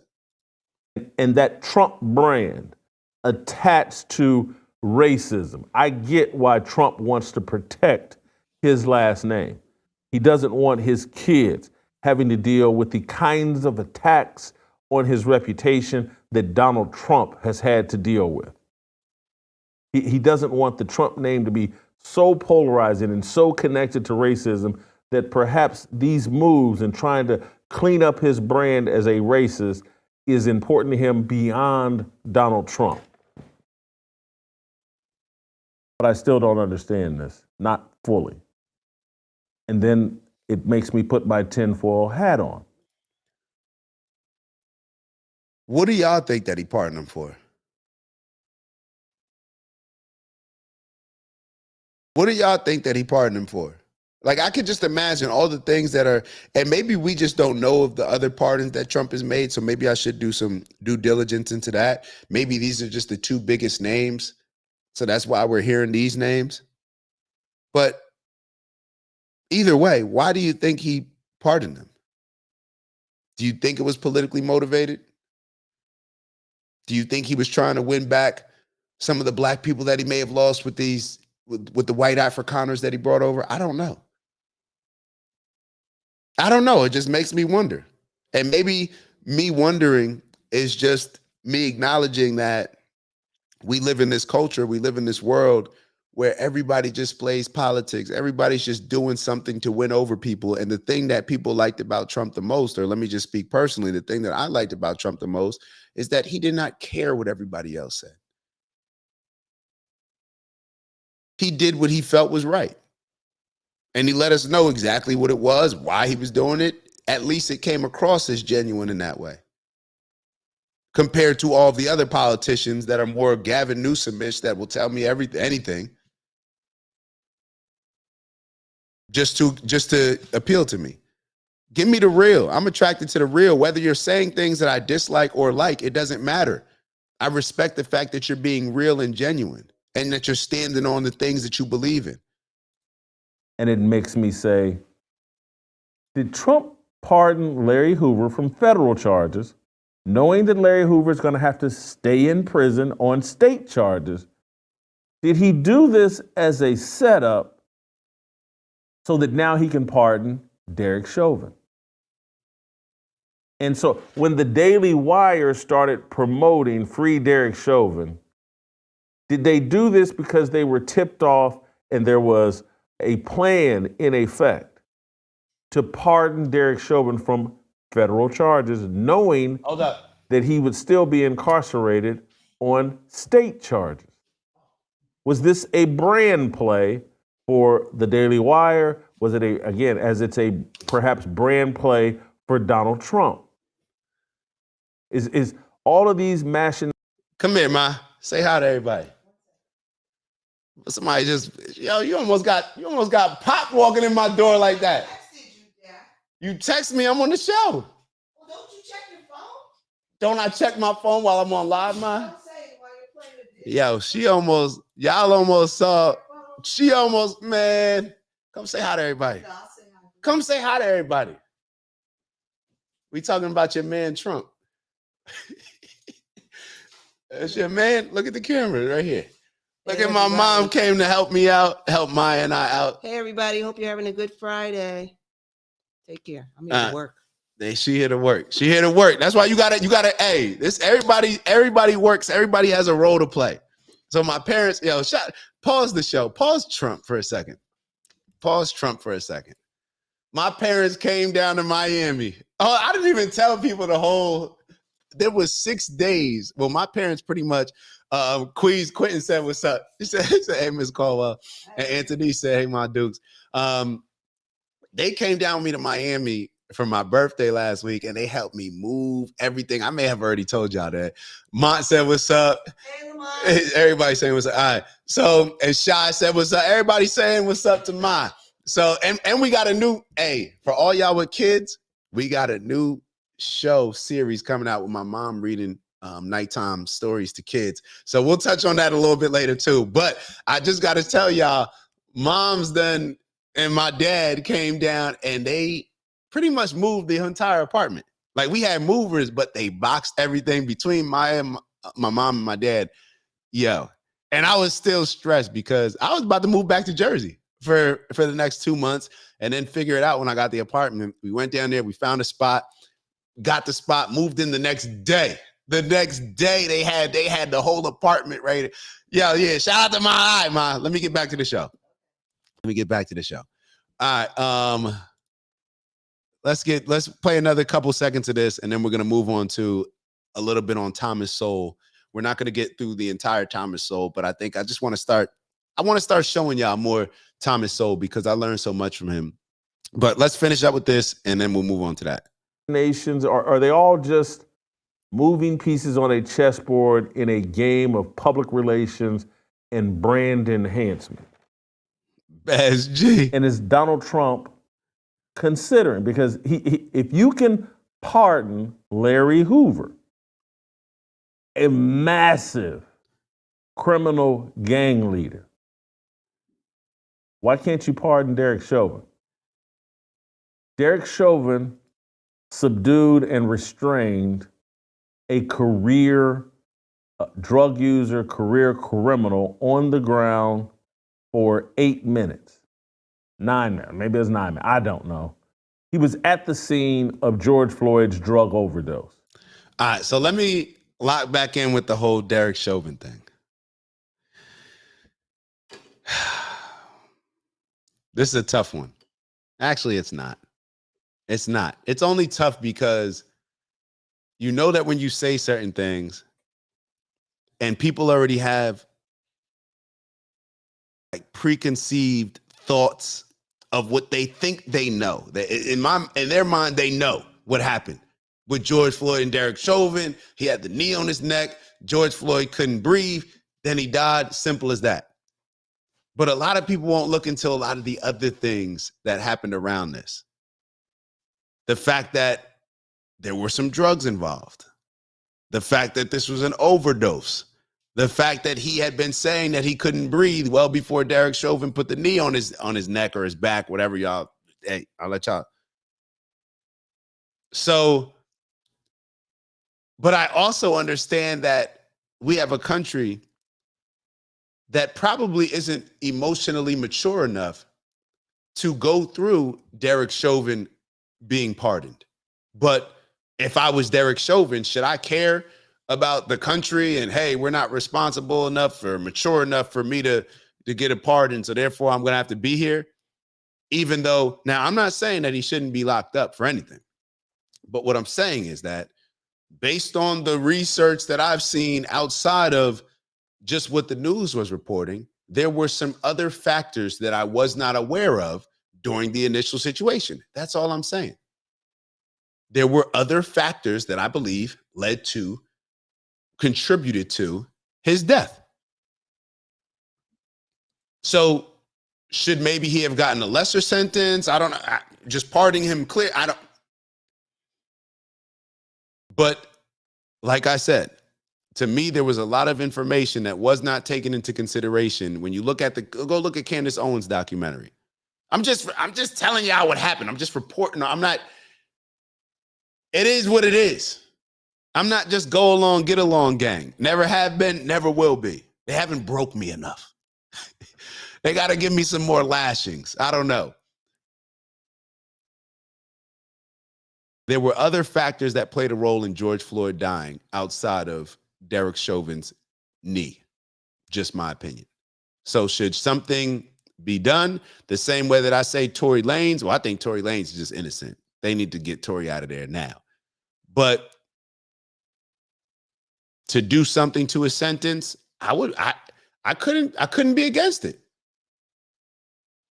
And even the fact that I said I couldn't be against it instead of saying that I'm for it just shows that even me, as I'm having this convo with y'all, there's a little bit of me, well, I don't want to go too far and piss people off. But then on the other end, it's like the balance, the balance. So it's like, maybe if we could walk through it, but I'll tell you what, if I was being locked up for certain things that everything was not taken into total consideration and I was given a much harsher sentence than I otherwise should have deserved, then I don't want to hear no balance. I don't want to hear about patience. But tough situation. Let's actually leave it here. Next time, tell the chat and we pulling up. Oh, I like that. I like that. All right, Ant. All right. Hold on. Let's move on to the next one. Ant said, "What up, to ma?" She in the background. She getting ready to work. She's here to work, not here to play. Let's move on to this situation, right, ma? All right. I wanted y'all to take a look at this Thomas Sowell video. So this Thomas Sowell, it's not a video of him speaking. I believe it's the way that it sounds, it comes across as just very well written, but conversational. So you don't have to worry about looking at the computer right now. I'm going to be here. You can look at me. I'm going to be in the group chat, obviously interjecting, but there's just no video of him speaking. But I still want y'all to really just embrace this video and listen to some of the things that he's speaking on, because I think that they're just very relevant. And like I said, we're going to just start implementing different Thomas Sowell here and there, because I think he's one of the most intelligent people that we have. So why would we not listen to him? We don't have to wait until he passes away for us to gain some knowledge from him. The world is not suffering from a lack of intelligence. It is suffering from a lack of judgment. This is not just a clever turn of phrase. It is a diagnosis. Today, we live in an era where having an advanced degree is mistaken for having advanced understanding, and where the ability to speak fluently on abstract theories is confused with the capacity to govern a society. That's how we ended up with a ruling class in education and politics and in media that is long on IQ and short on wisdom. I was messing with y'all. See, y'all thought that I had it. Get back to the video. That's how we've ended up with a ruling class in education and politics and in media that is long on IQ and short on wisdom. We've handed over our institutions to intellectuals. And in doing so, we've traded results for rhetoric and reality for theory. Now, let's be clear. We've traded results for rhetoric. Results for rhetoric and reality for theory. This is just about accountability. And I believe he's talking about the scientist, or when it comes to Bill Gates, when it comes to these Neil deGrasse Tysons, when it comes to a lot of people, the quote unquote experts. We don't care about their results as long as they're saying the things that are aligned with what's popular in culture or what's popular with the particular political group that they're aligned with. We don't actually look at the results. Theory.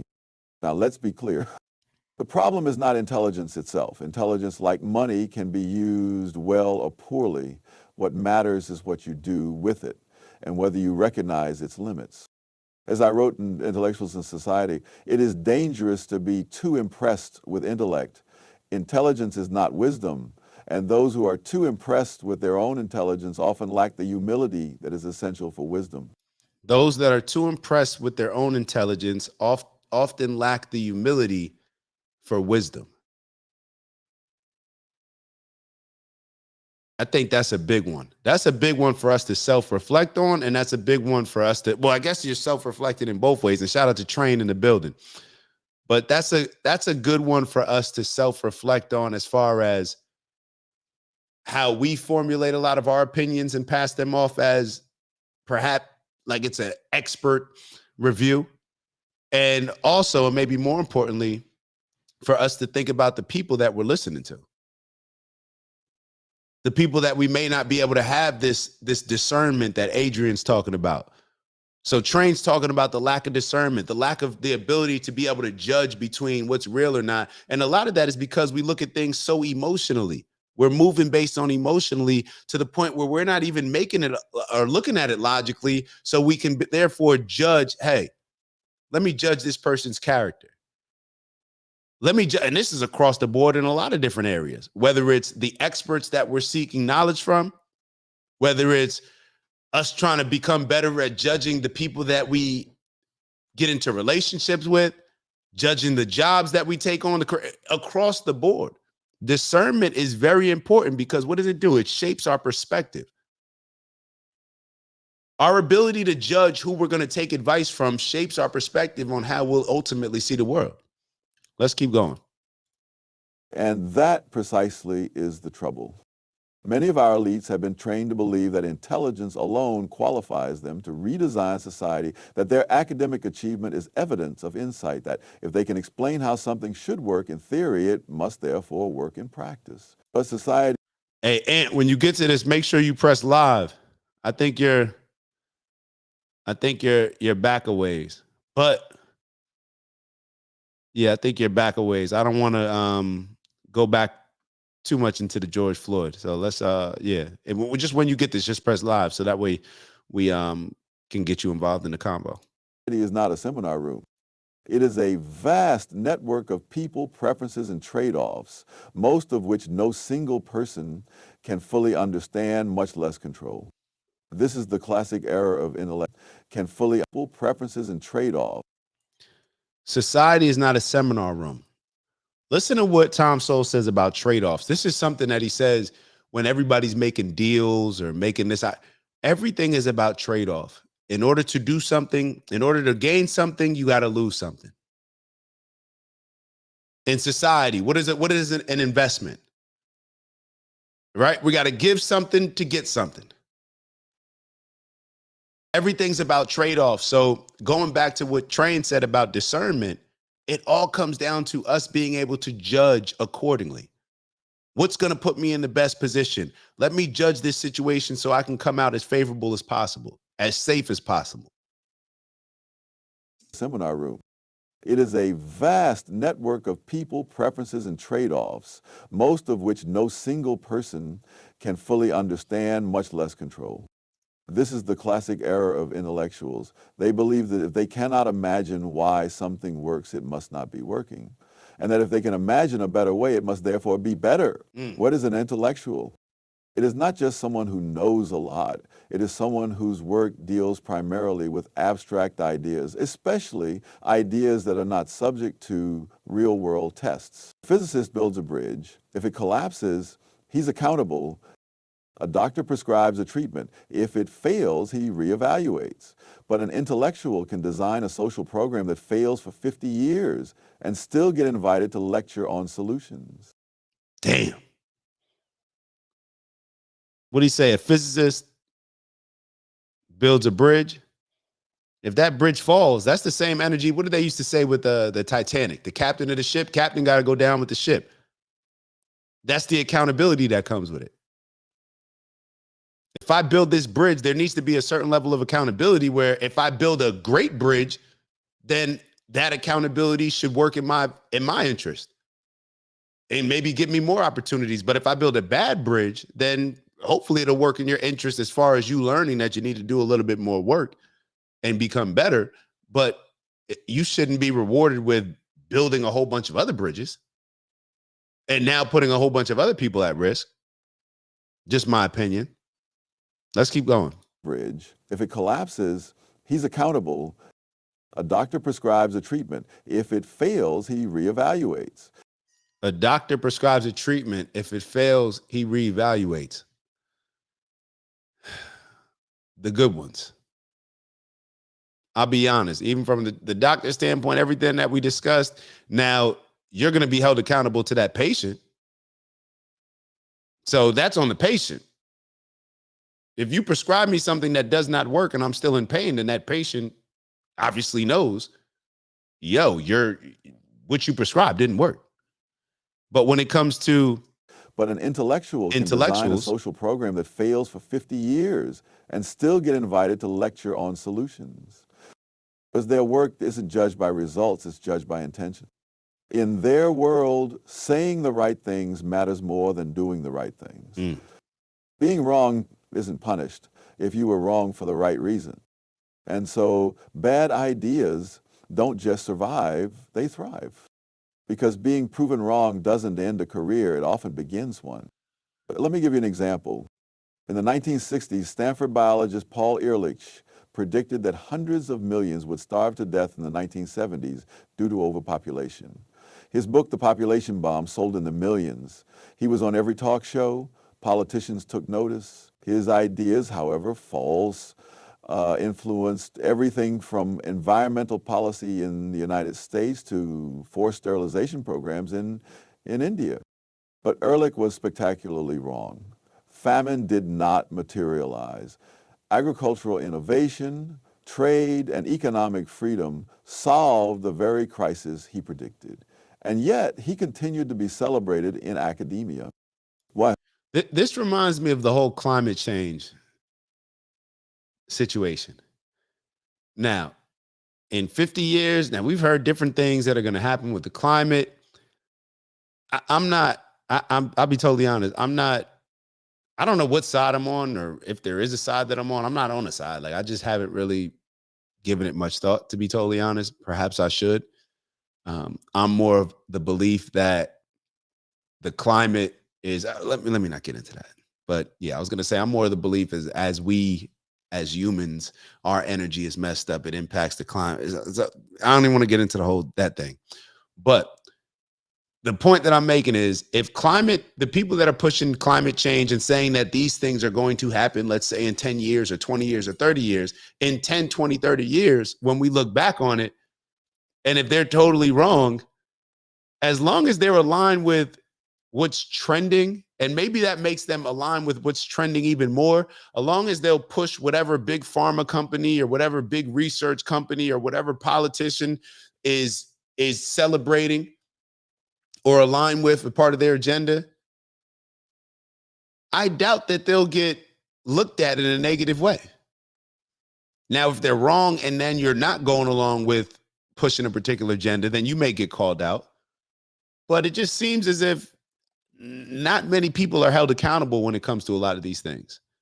And maybe science is one of the areas where, I don't know, they may argue and say that, well, in order to get people comfortable and pushing the envelope and challenging certain things that are in play, and you don't want to kill somebody for being wrong on it. Okay, that's cool, but y'all ain't have that same energy when it came to a lot of these other things that you disagree with.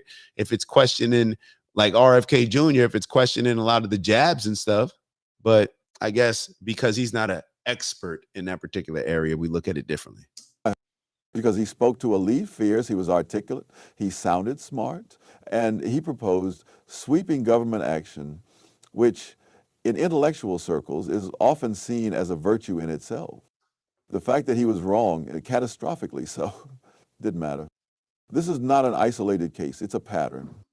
In the world of education, we saw this with the rise of whole language reading instruction. For decades, children were taught to read using phonics, a system that worked because it reflected how language is actually learned, sound by sound, rule by rule. But in the 1980s and 1990s, education theorists, almost all of them university trained, began promoting whole language instruction instead. It sounded more progressive, more intuitive, more student-centered. The theory was that children would absorb reading naturally if exposed to enough text, just like they absorbed spoken language. But the results were disastrous. Illiteracy soared, especially among poor and minority students. Entire generations of children were robbed of the basic tool of literacy because intellectuals preferred a fashionable theory to proven results. Even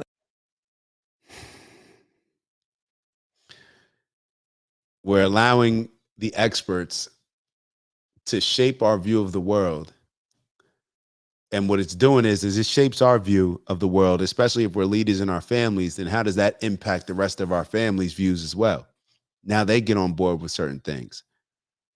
So as all of us are in each individual leaders in whatever our role is within our family, within our community, within our relationship, whatever it may be, we should have a certain level of responsibility to become better discerning what's real, what's good, what's fake, what's bad, all these different things, to have better discernment, like Adrian was talking about earlier. But the only way to do that is to do our due diligence, to read something, to do a little research. We got YouTube, look it up, rather than just going along with what people are saying. Now we're just arguing, well, my side said this or my side said this. Okay, well, did anybody actually look into it? Because maybe their side probably didn't even read it, but if they did read it, their interpretation, they're rationalizing it based on the logic that they want it to prove that aligns with their agenda, and the other side's doing the same thing. And who does it end up hurting?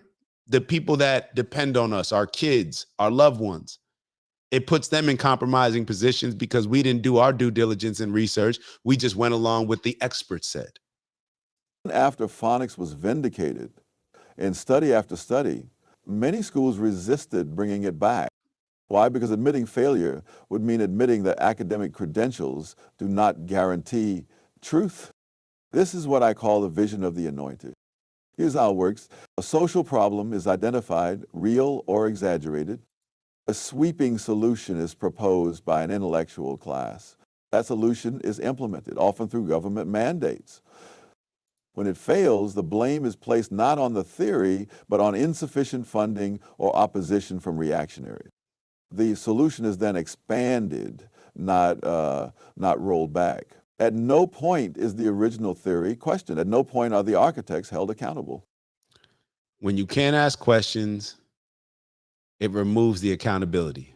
We saw this in 2020. I think Train said it best. People perish because of a lack of knowledge. Just look at the things that we consume all day, every day. Even the news has turned into just entertainment, where nobody's walking away from the news and feeling like, hey, I gained some intelligence here. They're not pushing. I don't know. A lot of people, I don't know if they used to show it on the local channels like the nature shows on PBS.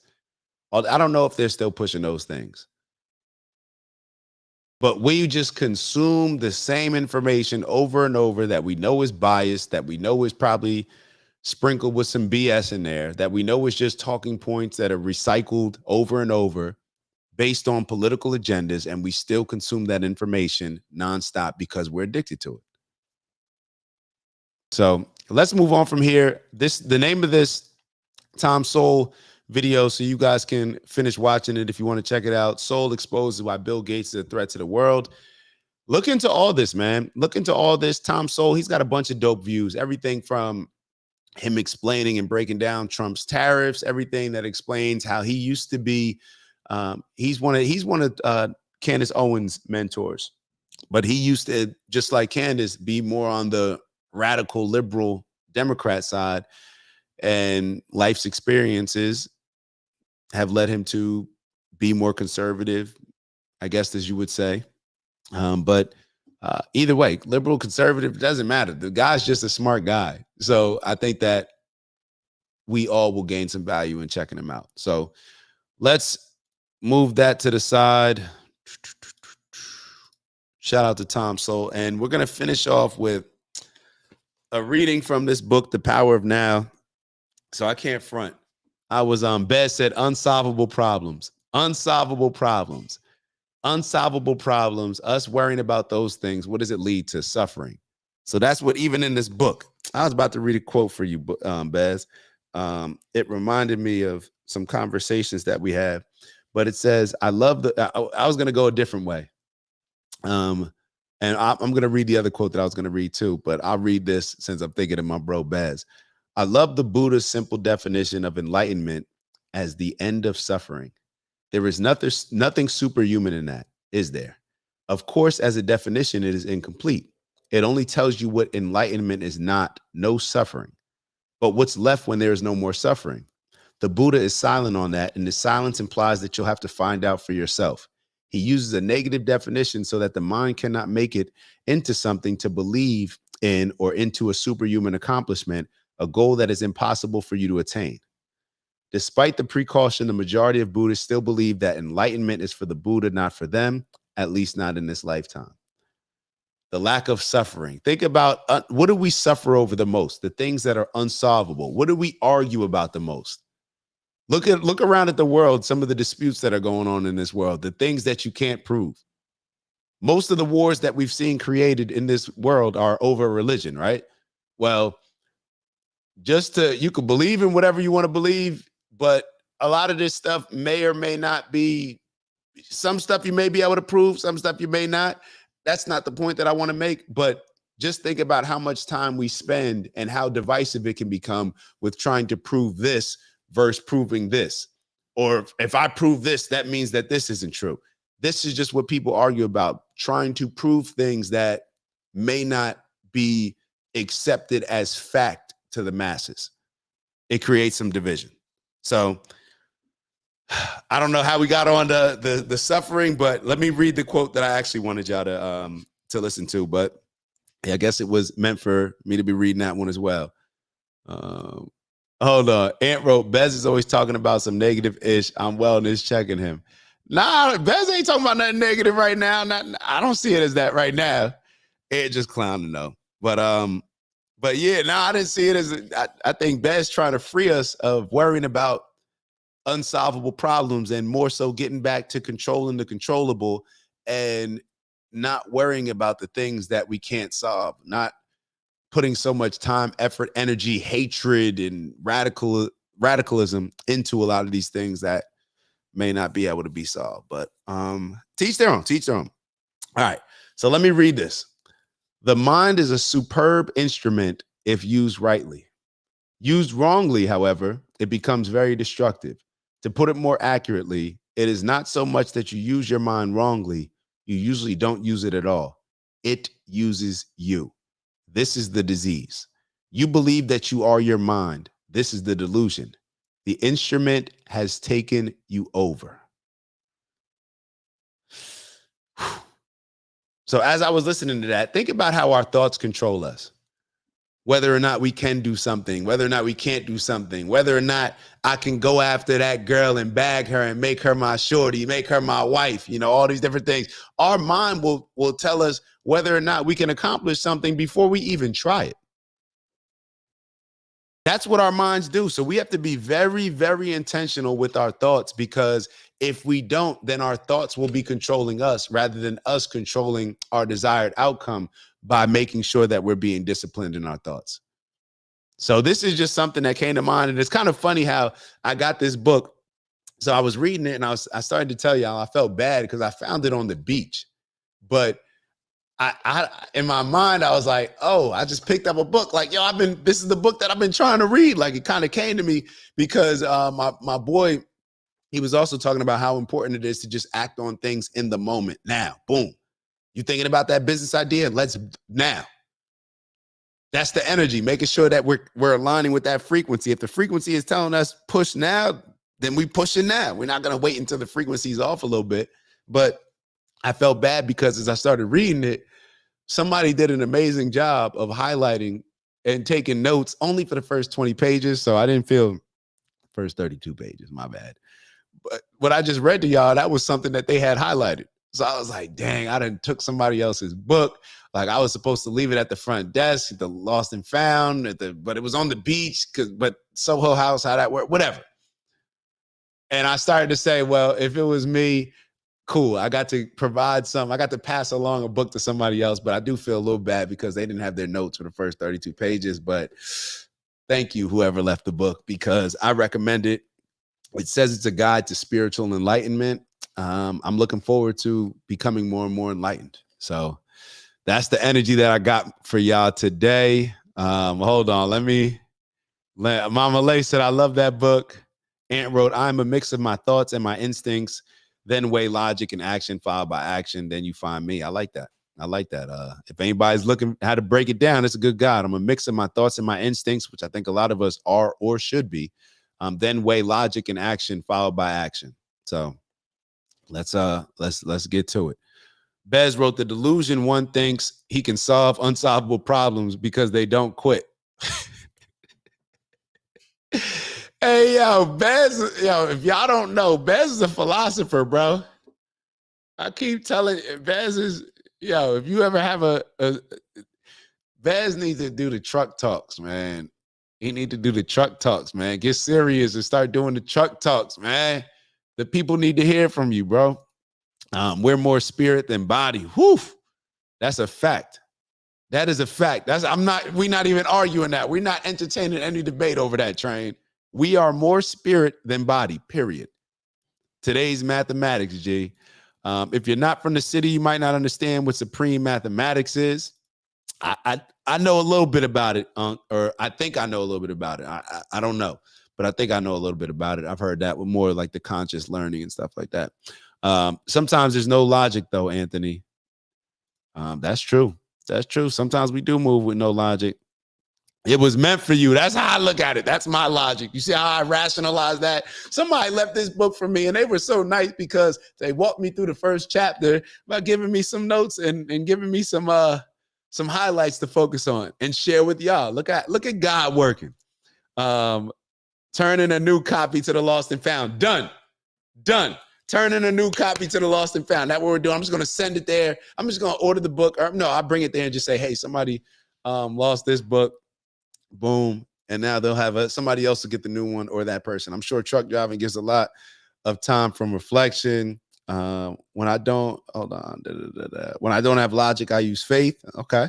I don't believe in coincidence or circumstance. All right. So let's wrap it up as we always do. Let's take our 45 seconds, meditate, manifest, get your breath work in. Every exhale, we're releasing all the negative energy. Every inhale, we are inhaling the positive energy to set us on the right frequency. And y'all know what we do every Sunday and Monday as we set out to make this our greatest week ever. Well, that's only going to happen if we win on Friday. Now, we're only going to get the opportunity to win on Friday if we put the work in all week. So hopefully we put the work in all week. Let's win the day so we can win the week and keep stacking those wins on top of each other. So eventually all these weeks that we set out to make our greatest weeks ever is going to turn into our greatest year ever. And we're just going to keep growing and building off of that momentum. Look at Boog coming in. Dang, Boog just going to ruin the good energy. Nah, you stole someone's book. Nah, yeah. See, you need. That's the pure logic. See, I was doing the rationalization. I was like, nah, you stole someone's book, bro. Oh man, that's funny. Attached to nothing, connected to everything. The book found Dak for a reason. There you go. And we're gonna give another book. Matter of fact, we're gonna leave 2 books now that got me feeling bad. Even actually, these books be costing a lot of money. We'll leave 1 or 2. We'll figure it out. All right. So 45 seconds. You take the time to do what you need to. I'm gonna close my eyes and get my reset. Got a big day today. So we're gonna make sure that I'm setting out the right intentions and on the right frequency to ride this wave. So with that, 45 seconds begins right now.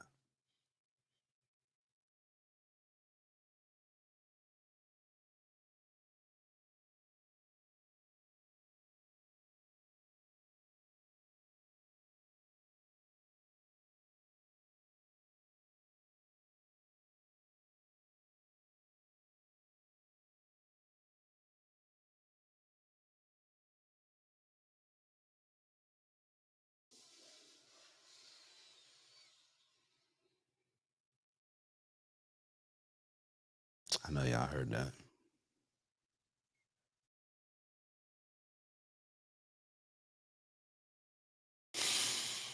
All right, last exhale, releasing all the negative, inhaling all the positive. All right, we got movie trivia. Movie trivia. What movie is this from? Ma, the lasagna. I never know what she's doing back there. All right, movie trivia. Let me know what movie it's from.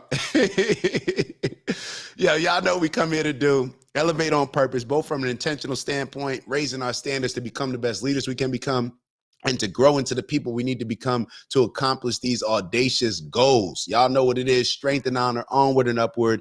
Get to that bag. You got to decide what's in your bag and what you're striving for. Those are the little things that we're stacking throughout the week to throw in our bag. So then when we throw everything out on the table at the end of the week, we putting the play together for the big picture. So it's making sure that we're aligned as we pursue purposeful abundance and as we make our impact on this world that we like to call our personal legend. Yeah, everybody hit I messed it up. You know what's so funny? It's the meatloaf. Hold on. All right, I got to tell you a real quick story. So I messed it up. I'm going to tell you why I messed it up with the meatloaf instead of the lasagna. Because there's a running joke in our family that we were getting ready to go to my grandmother's house one time and my mom made lasagna. It was a holiday. One of the holidays. I don't know. Something. My mom made lasagna. And we're in the car. My dad's driving. My mom's in the passenger. My brother and I in the back. And as we're backing up, she scares everybody because she just yelled, "We forgot the lasagna!" So everybody turned and looked like, okay, we're in the driveway. Like, we can just go grab it. But it's actually meatloaf. It's from a movie. So Shout out to y'all. Y'all know what I meant. Shout out to Ant not correcting a brother, but shout out to LinkedIn private user for reminding me so that way we can tell the story. Y'all know what it is. I'll see y'all soon. Appreciate y'all tapping in. Love y'all. Y'all have a great weekend. Hopefully the weather heats up. See, I was going to invite y'all. We got the little pool set up. I know, Mont, you probably got a dope pool at your spot. You know, yeah, but I don't know, this weather. I'm going back down to Florida. I'll see y'all soon. Ew. You got any word you want to leave anybody with? Thanks for their support. My mom said thanks for the support from everybody for the show. Thanks for the support to the show. We're building and we're appreciative. And have a great weekend. See y'all soon. Ew.